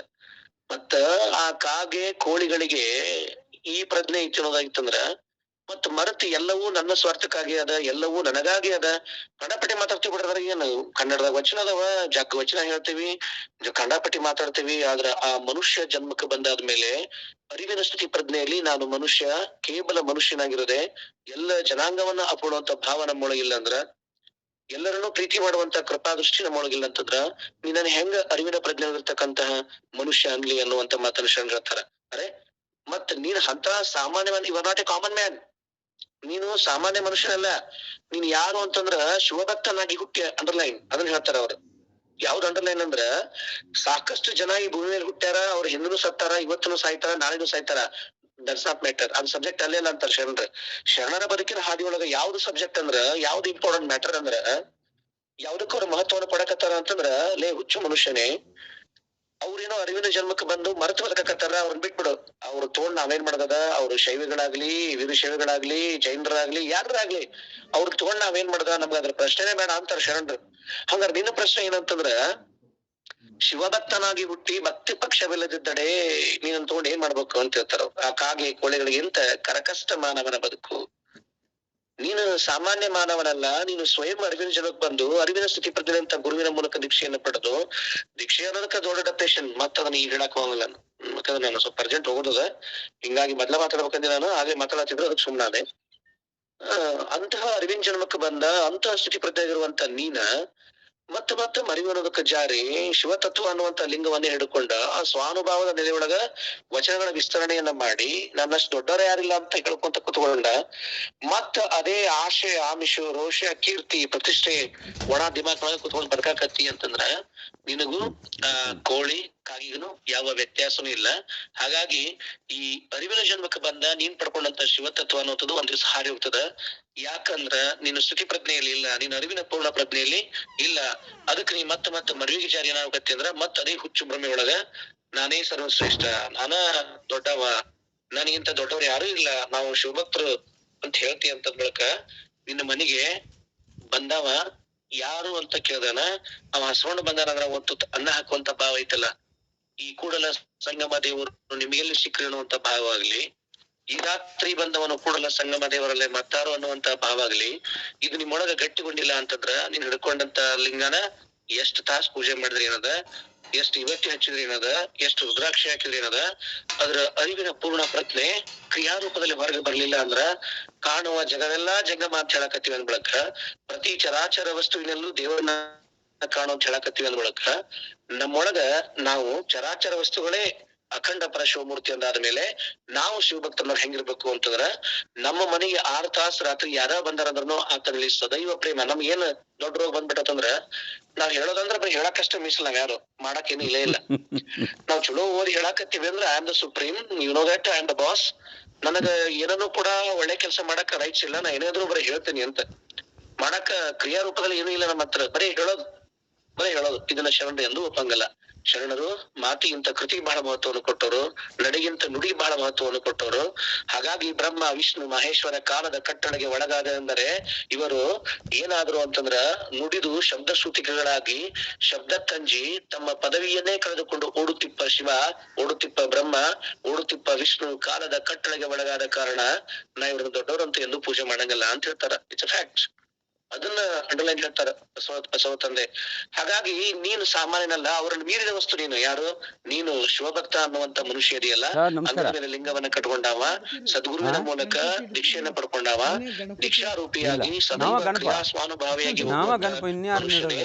ನೀನೇನು ಸಾಮಾನ್ಯನಲ್ಲ, ಮತ್ತ ಅಸಾಮಾನ್ಯನಾದಂತಹ ನೀನು ಪರಶಿವನನ್ನ ಮೀರಿ ಹೋಗುವಂತ ಶಕ್ತಿಯನ್ನ ನಿನ್ನೊಳಗ ಅಂಗೈಯೊಳಗೆ ಕೊಟ್ಟಂತ ಸಂಗನ ಬಸವಯ್ಯ ಅಂತ ಅಖಂಡ ಶಕ್ತಿಯ ಮೊತ್ತವನ್ನು ನಿನ್ನೊಳಗ್ ಕೊಟ್ಟಾನ ಅಂತಂದ್ರ ನೀನು ಸ್ವಲ್ಪ ಸ್ಥಿತಿ ಪ್ರಜ್ಞೆಯಾಗಿರ್ಬೇಕ. ಕಾಣುವ ಪ್ರತಿ ವಸ್ತುವಿನಲ್ಲೂ ಕೂಡ ಆ ಶಿವ ಚೈತನ್ಯ ಐತಿ ಅನ್ನುವಂತ ಭಾವನೆಯೊಳಗೆ ಗಟ್ಟಿಗೊಳ್ಬೇಕಾಗಿತ್ತು ಅಂದ್ರ ಅವ್ರ ಲಿಂಗ ಕಟ್ಟಲಿ ಕಟ್ಟದ ಇರಲಿ ಡಸ್ ನಾಟ್ ಮ್ಯಾಟರ್. ಅದು ನಮಗಲ್ಲ, ನಮ್ ಸಂಬಂಧ ಇಲ್ಲ. ಅದ ಕಟ್ಟಿಲ್ಲ ಅಂದ್ರೆ ಅವ್ರ ಕರ್ಮದಾಗ ಅದನ್ನ ಬರ್ದಿಲ್ಲ ಅಂತ ಅರ್ಥ. ಅವನೊಳಗ ಅದನ್ನ ಶಿವಕಳ ಇನ್ನೂ ಬಂದಿಲ್ಲ ಅಂತ ಅದಕ್ಕೆ ಹೇಳ್ತಾರ. ನೆಟ್ಟನೆ ಈ ಭೂಮಿ ಹುಟ್ಟಿ ಬಂದಾರ ಹೇಳ್ತಿರ್ಲ ವಚನ ಬಾಳ ಸಲ. ಹುಟ್ಟಿ ಬಂದಾರ ಎಲ್ಲರೂ ಶಿವಭಕ್ತರಾಗ್ಯಾರ ಅಂತಂದ್ರೆ ಹೆಂಗ್ ಸಾಧ್ಯ ಐತಿ ಹೇಳಿ ನೋಡೋಣ. ಸಾಧ್ಯ ಇಲ್ಲ ಅನ್ನುವಂತ ಮಾತನ್ನ ನಾವು ಬಾಳ ಸಲ ಅಲ್ಲೇ ಹೇಳ್ತಿರ್ತೀವಿ. ಹಂಗಾಗಿ ನಾವು ಶಿವಭಕ್ತರ ಆಗೇವಿ ಅಂತಂದ್ರ ನಮಗ ಸತ್ಕ್ರಿಯಾಚರಣೆ ಏನಂತ, ನಮ್ಮ ಕೂಡಲ ಸಂಗಮ ದೇವನೆಂಬ ಮಹಂತನ ಒಲಿಸಿಹನೆಂದರೆ ಸತ್ಕ್ರಿಯಾಚರಣೆಯೇ ಲೇಸು ಕಾಣಿವು ಅಂತ ಹೇಳ್ತಾರ. ಸತ್ಕ್ರಿಯಾಚರಣೆ ನಾವು ಸತ್ಯದ ಅರಿವಿನ ಅಂಗಳದೊಳಗೆ ನಮ್ಮ ಬದುಕನ್ನು ತಗೊಂಡು ಹೋಗೋದೈತಲ್ಲ, ಅವಾಗ ನಮ್ಮ ಲಿಂಗ ಒಲಿತಾನ.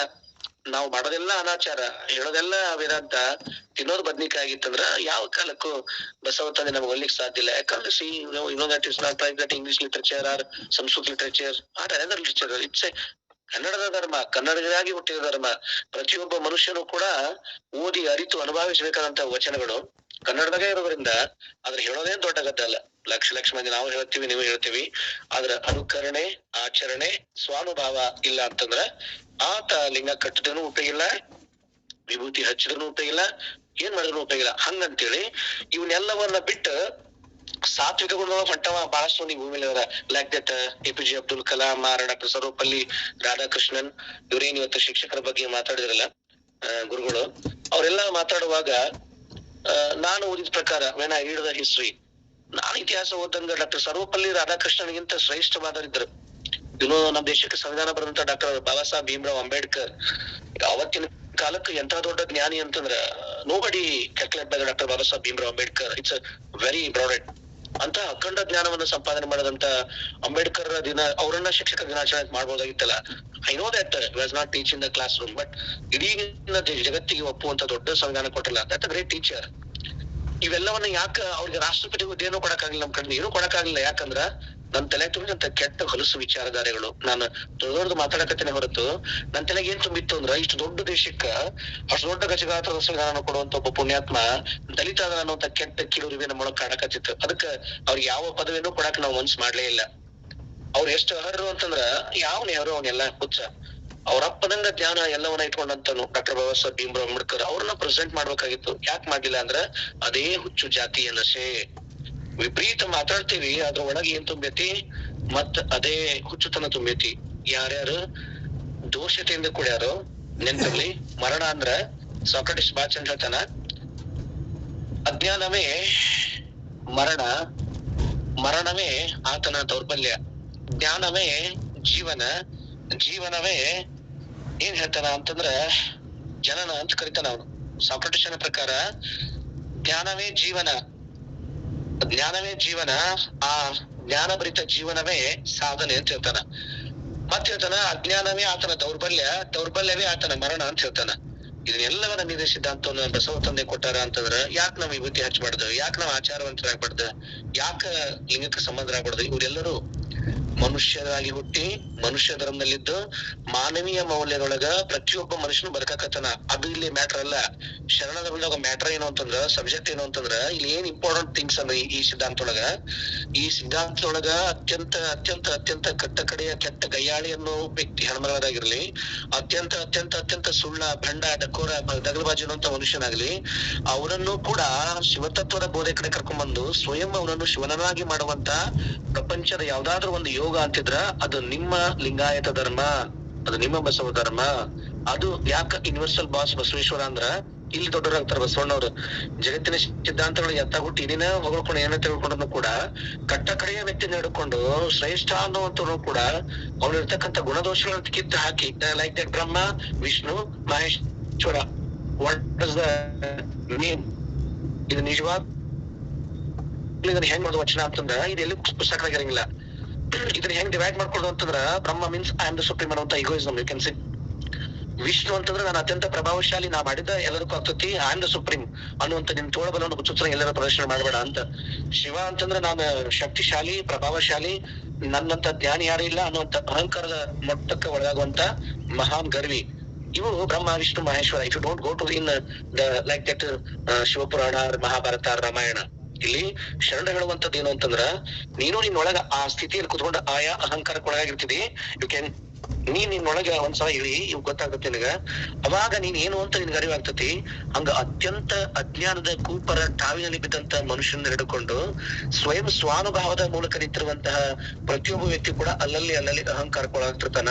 ಹಾಗೆ ತನ್ನೊಳಗಿರುವಂತ ಅಹಂಕಾರದ ಪರಿಧಿಯನ್ನ ಕಳ್ಕೊಂಡು ತಾನು ಸ್ವಾನುಭಾವಿಯಾಗಿ ಆ ಕೋಳಿ ಕಾಯಿಗಳಿಗಿಂತ ಕರಕಷ್ಟ ಆಗ್ಬಾರದು ಅಂತೇಳಿ ಸದೈವ ಶಿವತತ್ವದ ಬೋಧೆ ಅಂದ್ರೆ ಹೇಳೋದಲ್ಲ, ವಚನ ಸಿದ್ಧಾಂತ ಅಂದ್ರೆ ಹೇಳೋದಲ್ಲ ಮರೆಯ, ಅದು ನಡೆಯೋದದ. ನಾವು ನಡೀತಾ ಇದ್ದಾಗ ನಾವು ಮಂದಿ ಮನೆಗೆ ಹೋಗಿ ಸ್ವಾಮಿಗಳು ಕಂಡಪಟ್ಟು ಊಟ ಮಾಡಿ ಬರ್ತೀವಿ. ಯಾರ ಕರೆದ್ರೆ ಸಾಕು ಅವ್ರ ಮನೆಗೆ ಹೋಗಿ ಊಟ ಮಾಡಿ ಬರ್ತಿರ್ತೀವಿ. ಕರಿಲಾರ ಮನೆಗೆ, ಕರದಾರ ಮನೆಗೆ ಹೋಗ್ತಿರ್ತೀವಿ. ಯಾರೋ ದಾಸೋಹ ಹೇಳಿದ್ರೆ ಅವ್ರ ಮನೆಗೆ ಹೋಗಿ ಉಂಡು ಬರ್ತಿರ್ತೀವಿ. ಅರೆ ಉಂಡು ಬರಾಕತ್ತಿ ಅಂದ್ರ ನೀನು ಕೂಡ ದಾಸೋಹ ಮಾಡೋದನ್ನ ಕಲಿಬೇಕಲ್ಲ. ಅದಕ್ಕೆ ಹೇಳ್ತಾರ ಚನ್ನಬಸವತಂದ ಏನಂತಾರಿ, ಭಕ್ತ ನಂಗಳಕ್ಕೆ ಹೋಗಿ ಹೋಗರದ ಊಟವನೇ ಉಂಡು, ಆಯಿತು ಹೋಯಿತು ಮಾಡಿತ್ತೆಂದು ಕೊಟ್ಟ ದನ ಕನಕವನ ಎತ್ತಿಕೊಂಡು ಬಂದು ಇಲ್ಲದ ಅನುಭವ ಮಾಡಿದರೆಂದಡೆ ಆ ಗುರುವಲ್ಲ, ಆತ ಜಡ, ಆತನಿಗೆ ರವರವನೇ ನರಕ ತಪ್ಪದು ಕಾಣ ಕೂಡಲ ಚನ್ನ ಸಂಗಮ ದೇವ. ಭಕ್ತ ಗುರುವಿನಂಗಳಕ್ಕೆ ಹೋದರೆ ಗುರುವೇ ಭಕ್ತನಂಗಳಕ್ಕೆ ಬಂದಡೆ, ಮಹಾಜಂಗಮ ಜ್ಯೋತಿ ಬಂದಿಗೆಡೆಂದು ಆರಾಧಿಸುವುದು ಶರಣ ಧರ್ಮ ನೋಡ ಅಂತ ಹೇಳ್ತಾರ. ಈ ಸಿದ್ಧಾಂತ ನಿಂತ್ಕೊಂಡಂತ ನಾವುಗಳು ಬರೇ ಗುರುರಂತೆ ಪೀಠದಲ್ಲಿ ಕುತ್ಕೊಂಡು ನಾನು ಸ್ವಾಮಿ ಐ ಆಮ್ ದ ಸುಪ್ರೀಂ, ನೀ ಬರ್ಬೇಕಂದ್ರೆ ಬರ್ಬೇಕು, ನಮಸ್ಕಾರ ಮಾಡ್ಬೇಕ, ಹೋಗ್ಬೇಕ, ನಾನ್ ಬಂದಾಗ ಮಾತ್ರ ನೀನು ನನಗ ಇಲ್ಲದ ಗೌರವನ ಕೊಟ್ಟ ಇದು ಮಾಡ್ಬೇಕು ಅಂತ ಹೇಳಿದ್ರೆ ನನ್ನ ಎಂದೂ ಒಪ್ಪಂಗಿಲ್ಲ ಅಂತಾರ ಚನ್ನ ಬಸವತಂದೆ. ಅದನ್ನಿಲ್ಲಿ ಬಸವತಂದೆ ಎದ್ರ ಮೂಲಕ ಹೇಳಕತ್ತಾರಂದ್ರ, ಈ ಪರಿ ನೀನೇನು ಭ್ರಮೆ ಒಳಗೆ ಇಟ್ಕೊಂಡು ಕುಂತಿಯಲ್ಲ, ಆ ಭ್ರಮೆಯಿಂದ ಹೊರಗ್ ಬಾ. ಯಾಕಂದ್ರೆ ಶರಣರು ವಾಸ್ತವಿಕ ಬದುಕಿಗೆ ಬಹಳ ಮಹತ್ವವನ್ನು ಕೊಟ್ಟರು. ಅವ್ರ ಇಲ್ಲದ ಭ್ರಮೆಗೆ ಎಂದೂ ಕೂಡ ಮಹತ್ವವನ್ನು ಕೊಡ್ಲಿಲ್ಲ. ಹಾಗಾಗಿನ ಸತ್ಯಕ್ಕ ಮಹಾ ಸಾಧ್ವಿ ಆದ್ಲು, ಹಾಗಾಗಿನ ಗಂಗವೇ ಮಹಾ ಸಾಧ್ವಿ ಆದ್ಲು, ಹಾಗಾಗಿನೇ ಹಡಪದ ಅಪ್ಪಣ್ಣಂತ ಮಹಾನ್ ಯೋಗಿ ಅನ್ಸ್ಕೊಂಡ. ಯಾರಿಗೆ ದಿಕ್ಕೆ ಇಲ್ಲಂತ ಕೈ ಚೆಲ್ಲಿ ಕುಂತಂತ ಎಲ್ಲರೂ ಕೂಡ ಬದುಕು ಅನ್ನೋದೇ ಇಲ್ಲ ಅಂತ ಕೈ ಚೆಲ್ಲಿ ಕುಂತಂತ ಪ್ರತಿಯೊಬ್ಬ ವ್ಯಕ್ತಿ ಮಹಾನ್ ಯೋಗಿಗಳಾದ್ರು ಅಂತಂದ್ರ ಅಲ್ಲಿರ್ತಕ್ಕಂಥ ವಾಸ್ತವಿಕತೆ ಮತ್ತು ಸಹಜ ಜೀವನದ ಸಿದ್ಧಾಂತ ಅದ್ರ ಮೇಲೆ ಅವ್ರು ಬದುಕಿದ್ರು. ಹಂಗಾಗಿ ಅವ್ರು ಏನೆಲ್ಲವೂ ಆದ್ರು ಅದಕ್ಕೆ ಅವ್ರು ಮುಂದೋದ್ ಹೇಳಕತ್ತಾರ. ಅದನ್ನ ಎಲ್ಲವನ್ನ ಪಡ್ಕೊಂಡು ತಾನು ಭೂಮಿಗೆ ಬಂದು ಏನ್ ಅಖಂಡ ತಪಸ್ಸನ್ನ ಮಾಡಿದಂತ ರುಹ ಅನ್ನುವಂತ ಜೈನ ಮುನಿ ಏನ್ ಹಿಂಗ ನೋಡಿಬಿಟ್ರೆ ಸಾಕ ಎಲ್ಲವೂ ಅದ್ರಿಗೋಗ್ಬಿಡ್ತಿತ್ತು. ಹಾಗೆ ಅದ್ರಿಸುವಂತ ಒಬ್ಬ ಮುನಿ ಕೊನೆಗೆ ತಾನೇ ಅದ್ರ ಹೊಂಟಾನಂದ್ರ ಮರ್ತು ಬಿಟ್ಟಿದ್ದ. ಹಾಗಾಗಿ ಅದನ್ನ ಮರಿಬಾರ್ದು. ಅವ್ನು ತಗೊಂಡ್ ಏನ್ ಮಾಡಿದ್ವಿ, ಎಲ್ಲವೂ ಕಾಗದ ಕಟ್ಟಳೆಗೆ ಒಳಗಾಗಿ ಬಿಟ್ಟು ಇವ್ರು ನಾವ್ ದೇವ್ರಂತ ಎಂದೂ ಕರೆಯಕ್ ಸಾಧ್ಯ ಇಲ್ಲ. ಯಾಕಂದ್ರೆ ಇವ್ರಿಗೂ ಕೂಡ ಮುಪ್ಪು, ಮರಿವು ಮತ್ತು ಮೋಹ ಐತಂದ್ರ how is the supreme power, ಇವ್ರ ಹೆಂಗ್ ನನ್ನ ಹೈ ಸೀಕ್ವೆನ್ಸಿಯಲ್ ಪವರ್ ಅಂತ ಕರಲಿ, ನೋ ಅವ್ರು ನನ್ನಕ್ ಬರಂಗಿಲ್ಲ ಅನ್ನುವಂತ ಮಾತನ್ನ ಹೇಳ್ತಾರ. ರಾಧಾಕೃಷ್ಣನಾಗ್ಲಿ ಇಲ್ಲಿ ಮಟ್ಟ ನಮ್ಮ ಬಾಪಗೌಡ್ರ ಏನ ಹೇಳಿದಲ್ಲ, ಟೀಚರ್ಸ್ ಅನ್ನೋರು ಹಿಂಗೆಲ್ಲ ಅದಾರ ಅನ್ನೋದು ಅದು ಆಗ್ಲೇಬೇಕಲ್ಲ. ನೀನ್ ಅರವಿಂದ್ ಜನ್ಮಕ್ ಅದೆಯಲ್ಲ, ನೀನ್ ಮನುಷ್ಯನಾಗಿ ಅರವಿಂದ್ ಜನ್ಮಕ್ ಬಂದಿ ಅಂದ್ರ ನೀನ್ ಮಾಡ್ಲೇಬೇಕು. ಅದಕ್ಕಾಗಿ ಕಾಗೆ ಕೋಳಿಗಳ ಉದಾಹರಣೆ ಕೊಡಕತ್ತಾರ. ಅವಕ್ಕೆ ಅಷ್ಟ್ ಅರಿವು ಭಗವಂತ ಕೊಟ್ಟಾನ, ಶ್ರೇಷ್ಠ ಅರಿವು ಕೊಟ್ಟಾನ ಅಂದ್ರ ನೀನ್ ಅದ್ರ ಮಾಡಾಕ್ ತಗೊಂಡ್ ಏನ್ ಮಾಡೋದು, ಅದಕ್ಕ ನೀನ್ ಮಾಡ್ಲೇಬೇಕು. It's your rights. ನೀನ್ ಲಿಂಗ ಕಟ್ಟದೇ ಇರು, ನೀ ಅನುಭವಿ ಆಗದೆ ಇರು. ಇದನ್ನ ಮಾತ್ರ ಅಳವಡಿಸಲೇಬೇಕು. ಹಸ್ಕೊಂಡು ಬಂದಂತೂ ತನ್ನ ಹಾಕೋದಾಗ್ಲಿ, ಮಾನವೀಯ ಮೌಲ್ಯಗಳಾಗ್ಲಿ, ಇನ್ನೊಬ್ಬರು ನೋವನ್ನು ಕಂಡ್ರೆ ಮರಗುವಂತ ಹೃದಯ ಆಗ್ಲಿ ನೋಡಕ್ ಇರ್ಲೇಬೇಕದ. ಯಾಕಂದ್ರೆ ನೀನು ಹುಲಿಯಲ್ಲಿ ನೋಡ ಬೇಟೆಯಾಡ್ ತಿನ್ಲಿಕ್ಕೆ, ನೀನು ಮೃಗ ಅಲ್ಲಿ ನೋಡ ಮತ್ತೊಂದು ಪ್ರಾಣಿಯನ್ನು ಬೇಟೆಯಾಡ್ ತಿನ್ಲಿಕ್ಕೆ ನೀನು ಸ್ವಯಂ ಅರಿವಿನ ಪ್ರಜ್ಞೆ ಇದೆಯಾ? ಸ್ವಯಂ ಅರಿವಿನ ಪ್ರಜ್ಞೆ ಇದೆಯಾ ಅಂತಂದ್ರ ನೀನ್ ಕಟ್ಟದೇ ಆ ಕೆಲಸ ಮಾಡ್ಲೇಬೇಕು. ಇದೆಲ್ಲ ಎಲ್ಲಿ ದೊಡ್ಡವ್ರು ಲಿಂಗಾಯತ ಧರ್ಮರು, ಎಲ್ಲಿ ಶರಣ ತತ್ವ, ಎಲ್ಲಿ ಬಸವಣ್ಣ ದೊಡ್ಡವಕ್ಕನ ಅಂತಂದ್ರ ಇದೆಲ್ಲವನ್ನ ಕಟ್ಟಿ ತೊಳ್ತಿರ್ತಾರ ಅವ್ರು. ಏನೆಲ್ಲಾ ಸೇವೆ ಮಾಡಿದ್ರು ಕೂಡ ಅದು ಸಹಜವಾಗಿ ಬಂದಿದೆ. ಆದ್ರ ಈ ಎಲ್ಲ ಸೇವೆಯನ್ನ ಮಾಡಿ ಮನುಷ್ಯತ್ವದ ಬಂದವಳು ನಿಂತ್ಕೊಂಡಂತ ನೀನು ಆ ಪರಶಿವ ತತ್ವ ನಿನ್ನೊಳಗ ಐತಿ ಅಂತ ಅರ್ದು ನೋಡ್ಲಿಲ್ಲ ಅಂದ್ರ ನಿನ್ನ ಜೀವನ ವ್ಯರ್ಥಕತೆ ಅನ್ನೋದಕ್ಕನ ಅಂಗಕ್ಕ ಲಿಂಗವನ್ನ ಕೊಟ್ರು. ಅದ್ರ ಜೊತೆಗೆ ಇದನ್ನ ಮಾಡು, ಸ್ವಯಂ ನೀನೇ ಈಶ್ವರ ಆಗ್ತಿ ಅನ್ನುವಂತ ಧರ್ಮ ಅದು ಶರಣ ಧರ್ಮ. ಅದನ್ನ ಹೊರಗೆ ಎಲ್ಲಿ ಹುಡುಕ್ಬೇಡ, ನಿನ್ನೊಳಗೈತಿ ನೋಡು ಅಂತ ಕರಸ್ಥಳಕ್ಕೆ ಕುರ್ಮಾನ ಕೊಟ್ರು. ವಚನಗಳನ್ನ ಡಿವೈಡ್ ಮಾಡುವಾಗ ನಾವ್ ಎಷ್ಟು ಮೂರ್ಖದೇವಿ ಅಂತಂದ್ರೆ ಮತ್ತ ಹೇಳತ್ತಿದ್ದ ನಾವೇನ್ ಮಾಡ್ತೀವಿ, ಅರಿವ ಪೂಜಿಸಲೆಂದು ಕುರುಹ ಕೊಟ್ಟಡೆ ಬರೇ ಕುರುಹನೇ ಪೂಜಿಸಿ ಅರಿವ ಮರೆದವಂಗೆ ಅಂತ ಹೇಳ್ತೀವಿ. ವಚನ ಹೆಂಗ್ ಡಿವೈಡ್ ಮಾಡಕ್ ಬರಂಗಿಲ್ಲ ನಮ್ಗಂದ್ರ ನೆನಪಿರ್ಲಿ. ಕುರುಹು ಅಂತಂದ್ರ ಲಿಂಗ ಅಲ್ಲ, ಕುರುಹು ಅಂದ್ರ ಬಾಡಿ. ಈ ದೇಹ ಕಾಣುವ ದೇಹ ಐತಲ್ಲ, ಒಂದ್ ದಿವ್ಸ ಮರೆಯಾಗಿ ಹೋಗ್ಬಿಡ್ತೈತಿ, ಮಣ್ಣಿ ಬಿದ್ಬಿಡ್ತೈತಿ.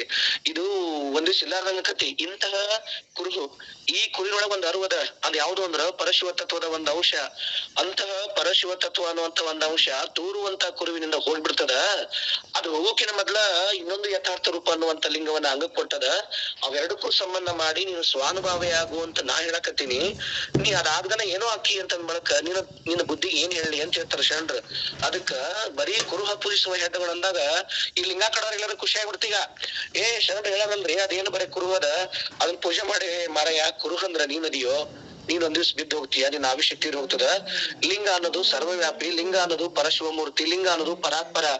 ಅದು ಸಕಲ ಚರಾಚರ ವಸ್ತುವಿನ ಮೂಲ ಮೊತ್ತ. ಅದ ನಿನ್ನೆ ಪೇಪರ್ ನೋಡ್ರಿ, ನೀವ್ ಯಾರು ನಿನ್ನೆ ಐ ಥಿಂಕ್ ಇಟ್ಸ್ ನಿನ್ನೆ ಅಲ್ಲ, ಇವತ್ ತಾರೀಕು 4 ಅಂತಂದ್ರ ನೀವು 29 ಅಥವಾ 30ನೇ ತಾರೀಕಿನ ಪೇಪರ್ ನೋಡಲ್ಲ. ಅದ್ರೊಳಗ ನಾಸಾ ಸ್ಟಡಿ ಸೆಂಟರ್ ಒಂದು ಪಿಕ್ಚರ್ ಪ್ರಿಂಟ್ ಮಾಡಿ ಕಳ್ಸೈತಿ. ಏನಂತಂದ್ರ ರಾಕೆಟ್ ಸಿಸ್ಟಮ್, ಈ ಭೂಮಿ ಮತ್ತು ಭೂ ಗುರುತ್ವಾಕರ್ಷಣೆ ತಪ್ಪಿಸ್ಕೊಂಡು ಹೋಗುವಂತ ಆ ರೇಖೆ ಐತಲ್ಲ, ಆ ರೇಖೆ ಒಟ್ಟು ಮೊತ್ತ ಹೆಂಗೈತಂದ್ರೆ it's design look like your Ishtalinga, the capacitor. ಅದ ಪಂಚೊಳಗ ಇದು ಅದ ಏನೋ ಡಯಾಮೀಟರ್.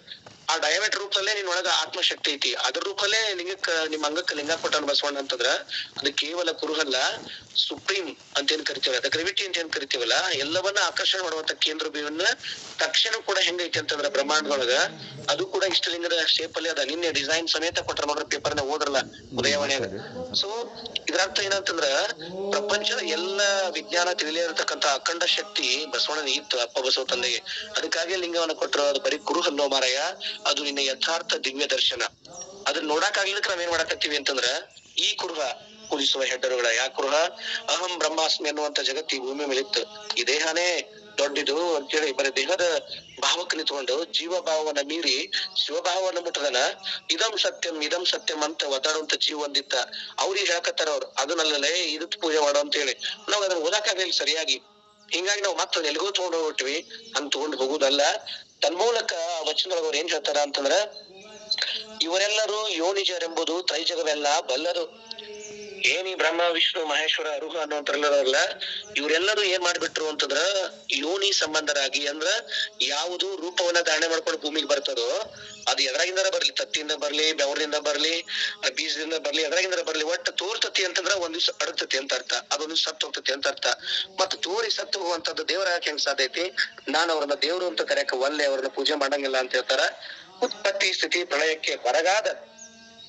ಬಟ್ ನಮ್ಮ ಪರಶಿವಮೂರ್ತಿ ಹೆಂಗಂದ್ರ, ಲಿಂಗಕ್ಕ ನಾವು ಕಟ್ಟಿದಂತ ಲಿಂಗಗೆ ಮಾತಾಪಿತ ಇಲ್ಲ ಹೇಳಿ, ಅದಕ್ಕ ಮಾತಾಪಿತ್ರ ಇಲ್ಲೇ ಇಲ್ಲ. ಹಂಗಾರೆ ಅದಕ್ಕೆ ಮಾತಾಪಿತ ಇಲ್ಲ ಅನ್ನೋದಾಗಿತ್ತು ಅಂತಂದ್ರ ಅದು ಸ್ವಯಂ ಪರಶಿವ ತತ್ವ ಅಂತ ಹೇಳ್ತಾರ. ನಾನು ಪೂಜೆ ಮಾಡುವಂತದ್ದು ಯಾರನ್ನ ಅಂತಂದ್ರ, ಯಾವುದು ಜನನ ಮರಣ ರಹಿತವಾಗಿತ್ತು, ಯಾವುದು ಕಾಲದ ಕಟ್ಟೆಗೆ ಒಳಗಾಗಿಲ್ಲವೋ, ಯಾವುದು ಮೂಲ ವಸ್ತುವಿನ ಮೂಲ ಬಿಂದು ಐತಲ್ಲ, ಅದೇ ಈ ಇಷ್ಟಲಿಂಗ. ಅದನ್ನ ಪೂಜೆ ಮಾಡಕತ್ತೀನಿ ಅಂತ ಹೇಳ್ತಾರ ಬಸವಣ್ಣವ್ರು. ಅದನ್ನ ಸರಿಯಾಗಿ ಅರ್ಧ ನೋಡಕ್ ಆಗಿದ್ದಕ್ಕ ನಾವೇನ್ ಮಾಡ್ತೀವಿ ಅಂತಂದ್ರ ಸಮರ್ಥನೆ ಬೇರೆ ಬೇರೆ ಸಿದ್ಧಾಂತ ತಗೋತೀವಿ. ಇವ್ರು ಹಿಂಗ್ ಬರ್ದಿಲ್ಲೇನ್ರಿ, ಅವ್ರ ಹಂಗ್ ಬರ್ದಿಲ್ಲೇನ್ರಿ, ನಾವ್ ಯಾವ್ದು ಅಲ್ಲಗಳಕತ್ತಿಲ್ಲ. ಸರಿ ಮರ ಅವ್ರು ಬರ್ದಿರ್ಬಹುದು, ಇಲ್ಲಂತ ಹೇಳಕತ್ತಾರ. ಅದು ಆತನ ಅನುಭವ ಸಾಹಿತ್ಯ ಹೊರತು ಸ್ವಾನುಭವ ಸಾಹಿತ್ಯ ಅಲ್ಲ. ಹಾಗಾಗಿ ಪ್ರತಿಯೊಬ್ಬ ಮನುಷ್ಯನು ಕೂಡ ಎಂತ ಪುಣ್ಯವಂತನಾಗಿರ್ಲಿ, ಎಂತಹ ಕ್ರೂರಿಯಾಗಿರ್ಲಿ, ಅವರೆಲ್ಲರನ್ನೂ ಕೂಡ ಮಹಾದೇವನನ್ನಾಗಿ ಮಾಡುವಂತ ಯೋಗ ಅದು ಬಸವ ಯೋಗ. ಅಂತಹ ಯೋಗದೊಳಗ ಅರಿತು ಆಚರಣೆ ಮಾಡ್ಕೊಂಡು ಹೋಗುವಂತದ್ದು ಸಿದ್ಧಾಂತ. ಹಾಗೆ ಅರಿತು ಆಚರಣೆ ಮಾಡುವಂತವ್ರೆಲ್ಲರೂ ಎಲ್ಲಿ ಬೆನ್ನತ್ತಂಗಲ್ಲ ಅಂದ್ರ ಕಾಲದ ಕಟ್ಟಡಗಳಾಗುವಂತ ಬ್ರಹ್ಮ ವಿಷ್ಣು ಮಹೇಶ್ವರನ ಬೆನ್ನತ್ತಂಗಲ್ಲ.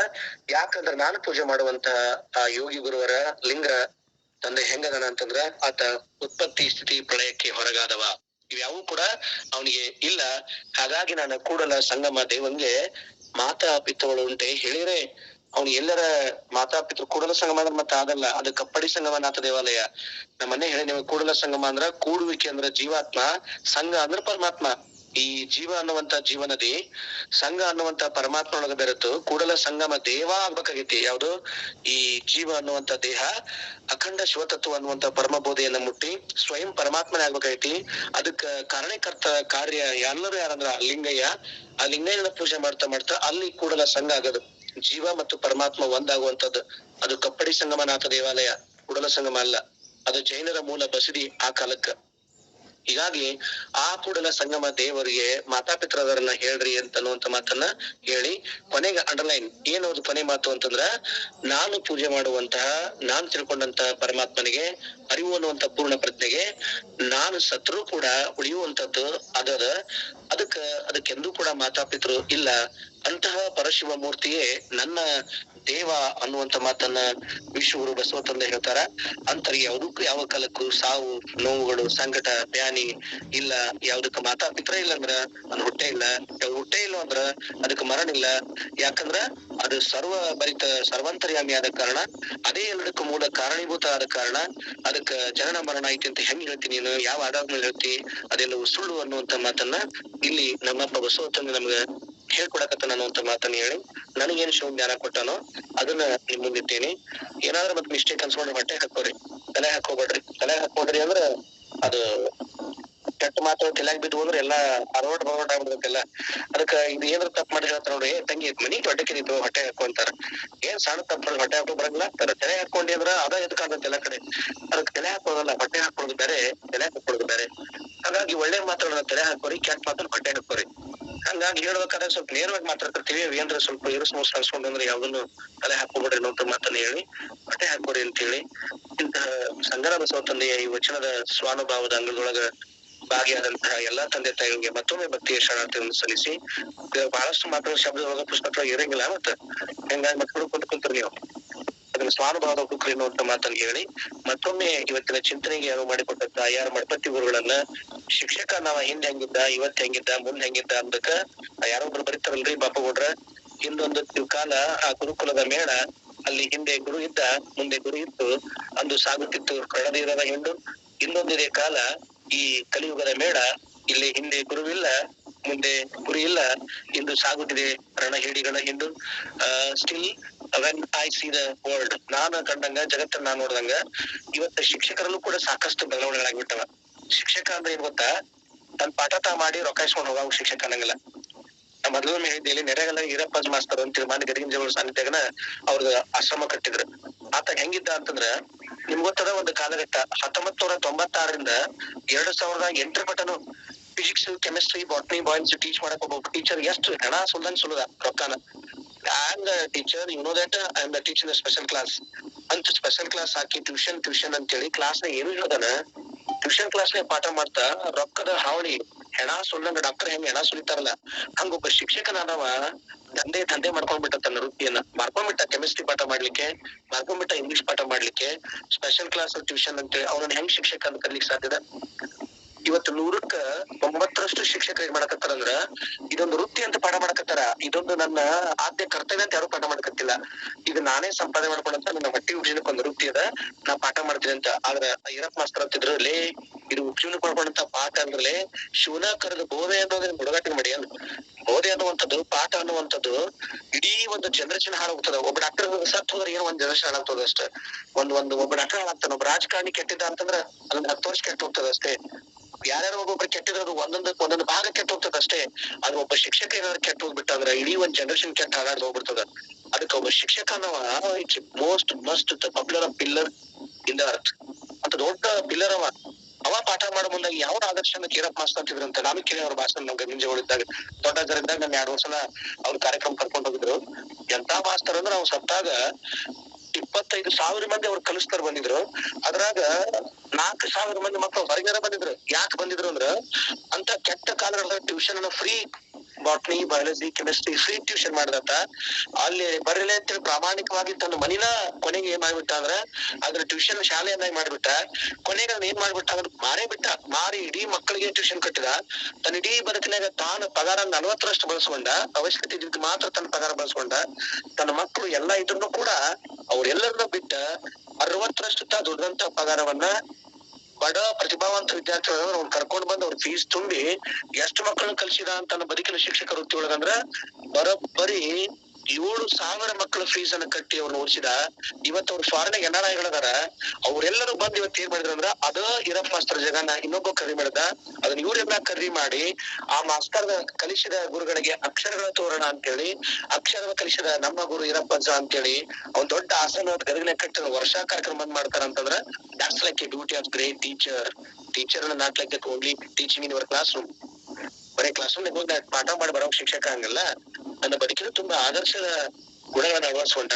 ನನ್ನ ಕಣ್ಣರಿಗೆ ಒಂದು ಮಗು ಕಲಿಯಕತ್ತೈತಿ, ಪ್ರತಿಭಾವಂತ ಐತಿ, ಅದಕ್ಕೆ ರೊಕ್ಕ ಇಲ್ಲ ಅಂತ ಗೊತ್ತಾತು ಅಂದ್ರ ತನ್ನ ದುಡ್ದಂತ ಸಂಪಾದನೆ ಒಳಗ ಆ ಮಗುವಿನ ಭವಿಷ್ಯಕ್ಕೆ ದಾರಿದೀಪ ಆಗ್ತಂದ್ರ. That's like a beauty of great teacher. ಅವ್ನ್ ನಿಜವಾದ ಟೀಚರ್ ಅಂತ ಕರಿಬೇಕ. ಸುಮ್ನ ಪಾಠ ಮಾಡಕತ್ತೀನಿ ನಾನ್ ಹೆಂಡ್ರ ನನ್ನ ಮಕ್ಳಿಗೆ ಬರ್ಕತ್ತೀನಿ, how you can great teacher? No, you are not great teacher. ನಿನ್ನ ಹೆಂಗ ದೊಡ್ಡ ಶಿಕ್ಷಕ ಅಂತ ಕರೆಯಕಾಗ್ತತಿ? ಅದೊಂದು ವೃತ್ತಿ ಅಂತ ಮಾಡ್ಕೊಟ್ಟಿ ರೈತ ಮಣ್ಣಾಗ ದುಡಿತಾನ, ನೀ ಶಾಲೆ ದುಡಾಕತ್ತಿ, ಸೈನಿಕ ಹೊಡೆದ ದುಡಾಕತ್ತಾನ, ಅವ್ನವ್ನ ಹೆಂಡ್ರ ಮಕ್ಳಿಗೆ ಹೆಂಗ್ ದುಡಿಕ್ ಸತ್ತು ಹೋಗ್ಯಾನ, ನೀನು ಹೆಂಡ್ರ ಮಕ್ಳಿಗೆ ಬಂದ್ ದುಡಿಸಾಕತ್ತೀನಿ. ಅದಕ್ಕ ಅಲ್ಲ ಅಂತಾರ. ಅದಕ್ಕ ಶಿಕ್ಷಕ ಅನ್ನುವಂಥದ್ದು ಇಟ್ಸ್ ಅ ಬಿಗ್ ಸಬ್ಜೆಕ್ಟ್. ಮತ್ತೆ ಅವ್ರ ಮಾತಾಡ್ತೀನಿ, ಈಗ ನಾನು ಬೇರೆ ಕಡೆ ಹೋಗುದಾಗ. ಹಿಂಗಾಗಿ ಇವತ್ತಿನ ಈ ಅಂಗಳದೊಳಗೆ 2 ಅನುಭವದ ಮಾತಾಡ್ಲಿಕ್ಕೆ ಅನುವು ಮಾಡಿಕೊಟ್ಟಂತ ನಿಮ್ಮೆಲ್ಲರಿಗೂ ಮತ್ತೊಮ್ಮೆ ಭಕ್ತಿಯ ಶರಣಾರ್ಥಿಗಳನ್ನು ಸಲ್ಲಿಸಿ, ಪದವಿ ಅನ್ನೋದೇನೈತಲ್ಲ ಅವ್ಯಾವೂ ಶಾಶ್ವತ ಅಲ್ಲ. ಆ ಪದವಿ ಒಳಗೆ ನಾನು ಹೇಗೆ ಎಷ್ಟು ನಿರ್ಲಿಪ್ತನಾಗಿ ನಿರ್ಮೋಹಿಯಾಗಿ ಕೆಲಸ ಮಾಡಿದ್ದೆಲ್ಲ ಅದು ಮಾತ್ರ ಶಾಶ್ವತ ಅನ್ನೋದನ್ನ ನಾವೆಲ್ಲರೂ ನೆನ್ಪಿಟ್ಕೋಬೇಕ. ನಾ ಪಾಠ ಮಾಡಾಕತ್ತವ್ ನಾನಾಗಿರ್ಬೋದು, ಕೇಳಾಕತ್ತವ್ರು ನೀವರಾಗಿರ್ಬೋದು, ಯಾರಾಗಿರ್ಬೋದು, ಅರಿವು ಆಚಾರ ಅನುಭವ ರಂಗದೊಳಗಿಲ್ಲ, ಬರೀ ಉಣ್ಣಾಕಷ್ಟ ಹೋಗ್ಬಲ್ವಿ ಇನ್ನೊಬ್ರಿಗೆ ಉಣ್ಸಾಕಿಲ್ಲ ಅಂತಂದ್ರ ಅದು ಶರಣ ಧರ್ಮದ ಬದುಕ ಅಲ್ವೇ ಅಲ್ಲ. ಅವ್ರು ಯಾವ ಕಾಲಕ್ಕೂ ವಚನ ಮುಟ್ಟಕ ಯೋಗ್ಯರ ಅಲ್ವೇ ಅಲ್ಲ ಅನ್ನುವಂತ ಮಾತನ್ನ ಇದನ್ನ ಹೇಳಿ, ಯಾವ ಪದವಿಯನ್ನು ಬೆನ್ನ ತಗೊಂಡು ಹೋಗೋರನ್ನ ಪೂಜೆ ಮಾಡ್ಬೇಡ್ರಿ, ಎಲ್ಲ ಪದವಿಯನ್ನು ನಿಮ್ ಕರಸ್ಥಲಕ್ಕೆ ಕೊಟ್ಟಿಲ್ಲ ನಾನು ಅದನ್ನು ಪೂಜೆ ಮಾಡ್ರಿ ಅನ್ನುವಂತ ಮಾತನ್ನ ನಮ್ಮಪ್ಪ ಬಸವಣ್ಣ ಹೇಳ್ತಾನ. ಹಾಗೆ ಅಪ್ಪನ ಮೂಲ ಸಿದ್ಧಾಂತವನ್ನ ಮಡಿ ಉಡಿ ಅಂತ ತಿಳ್ಕೊಂಡು ಎಲ್ಲರೂ ತಿಳ್ಕೊಳ್ದಾನ. ಇದನ್ನು ಸತ್ಯಂ, ಇಂತ ಸತ್ಯದಾರಿಯನ್ನ ಕೊಟ್ಟಾರಲ್ಲ ಅವನಿಗೆ ಮಾತಾಪಿತು ಇಲ್ಲ, ಅವನೇ ನಮ್ಮನ್ನ ಮೂಲ ಅಮೃತ ಕಡೆ ಕರ್ಕೊಂಡು ಹೋಗ್ತಾನ ಅನ್ನುವಂತ ಮಾತನ್ನ ಮತ್ತೊಮ್ಮೆ ಹೇಳಿ, ಇವತ್ತಿನ ಶಿವಾನುಭವ ಗೋಷ್ಠಿಯಲ್ಲಿ ಅನುಭವದ ಮಾತನ್ನ ಹೇಳಿ ಅನುವು ಮಾಡಿಕೊಟ್ಟಂತ ನಿಮ್ಮೆಲ್ಲರಿಗೂ, ಬೆಳಗ್ಗೆ ಚಿಂತನೆ ಮಾಡಿದಂತಹ ಬಾಪುಗೌಡ ಸ್ವರಿಗೂ, ಹರಿಹರ ಮಡಪತಿ ಗುರುಗಳಿಗೂ, ಮತ್ತ ಏನ್ ಎಲ್ಲರೂ ಅದರಿಲ್ಲ ನಿಮ್ಮೆಲ್ಲರಿಗೂ ಮತ್ತೊಮ್ಮೆ ಭಕ್ತಿಯ ಶರಣಾರ್ಥಿಗಳನ್ನು ಸಲ್ಲಿಸಿ, ನಾನು ನಿಮ್ಮೆಲ್ಲರಿಗೂ ಮತ್ತೊಮ್ಮೆ ಬಸವ ಭಕ್ತಿಯ ಶರಣ ಸಲ್ಲಿಸಿ ನನ್ನ 2 ಮಾತು ನಮ್ಮಪ್ಪ ಕಲ್ಯಾಣದ ಬಸವಣ್ಣ ಪಾದಕ್ಕೆ ಹಾಕ್ತಾನೆ. ಎಲ್ಲರಿಗೂ ಶರಣಾರ್ಥಿ. ಏನಾದ್ರು ಡೌಟ್ಸ್ ಇದ್ರೆ ಕೇಳ್ರಿ 2 ನಿಮಿಷ. ಪೂಜ್ಯ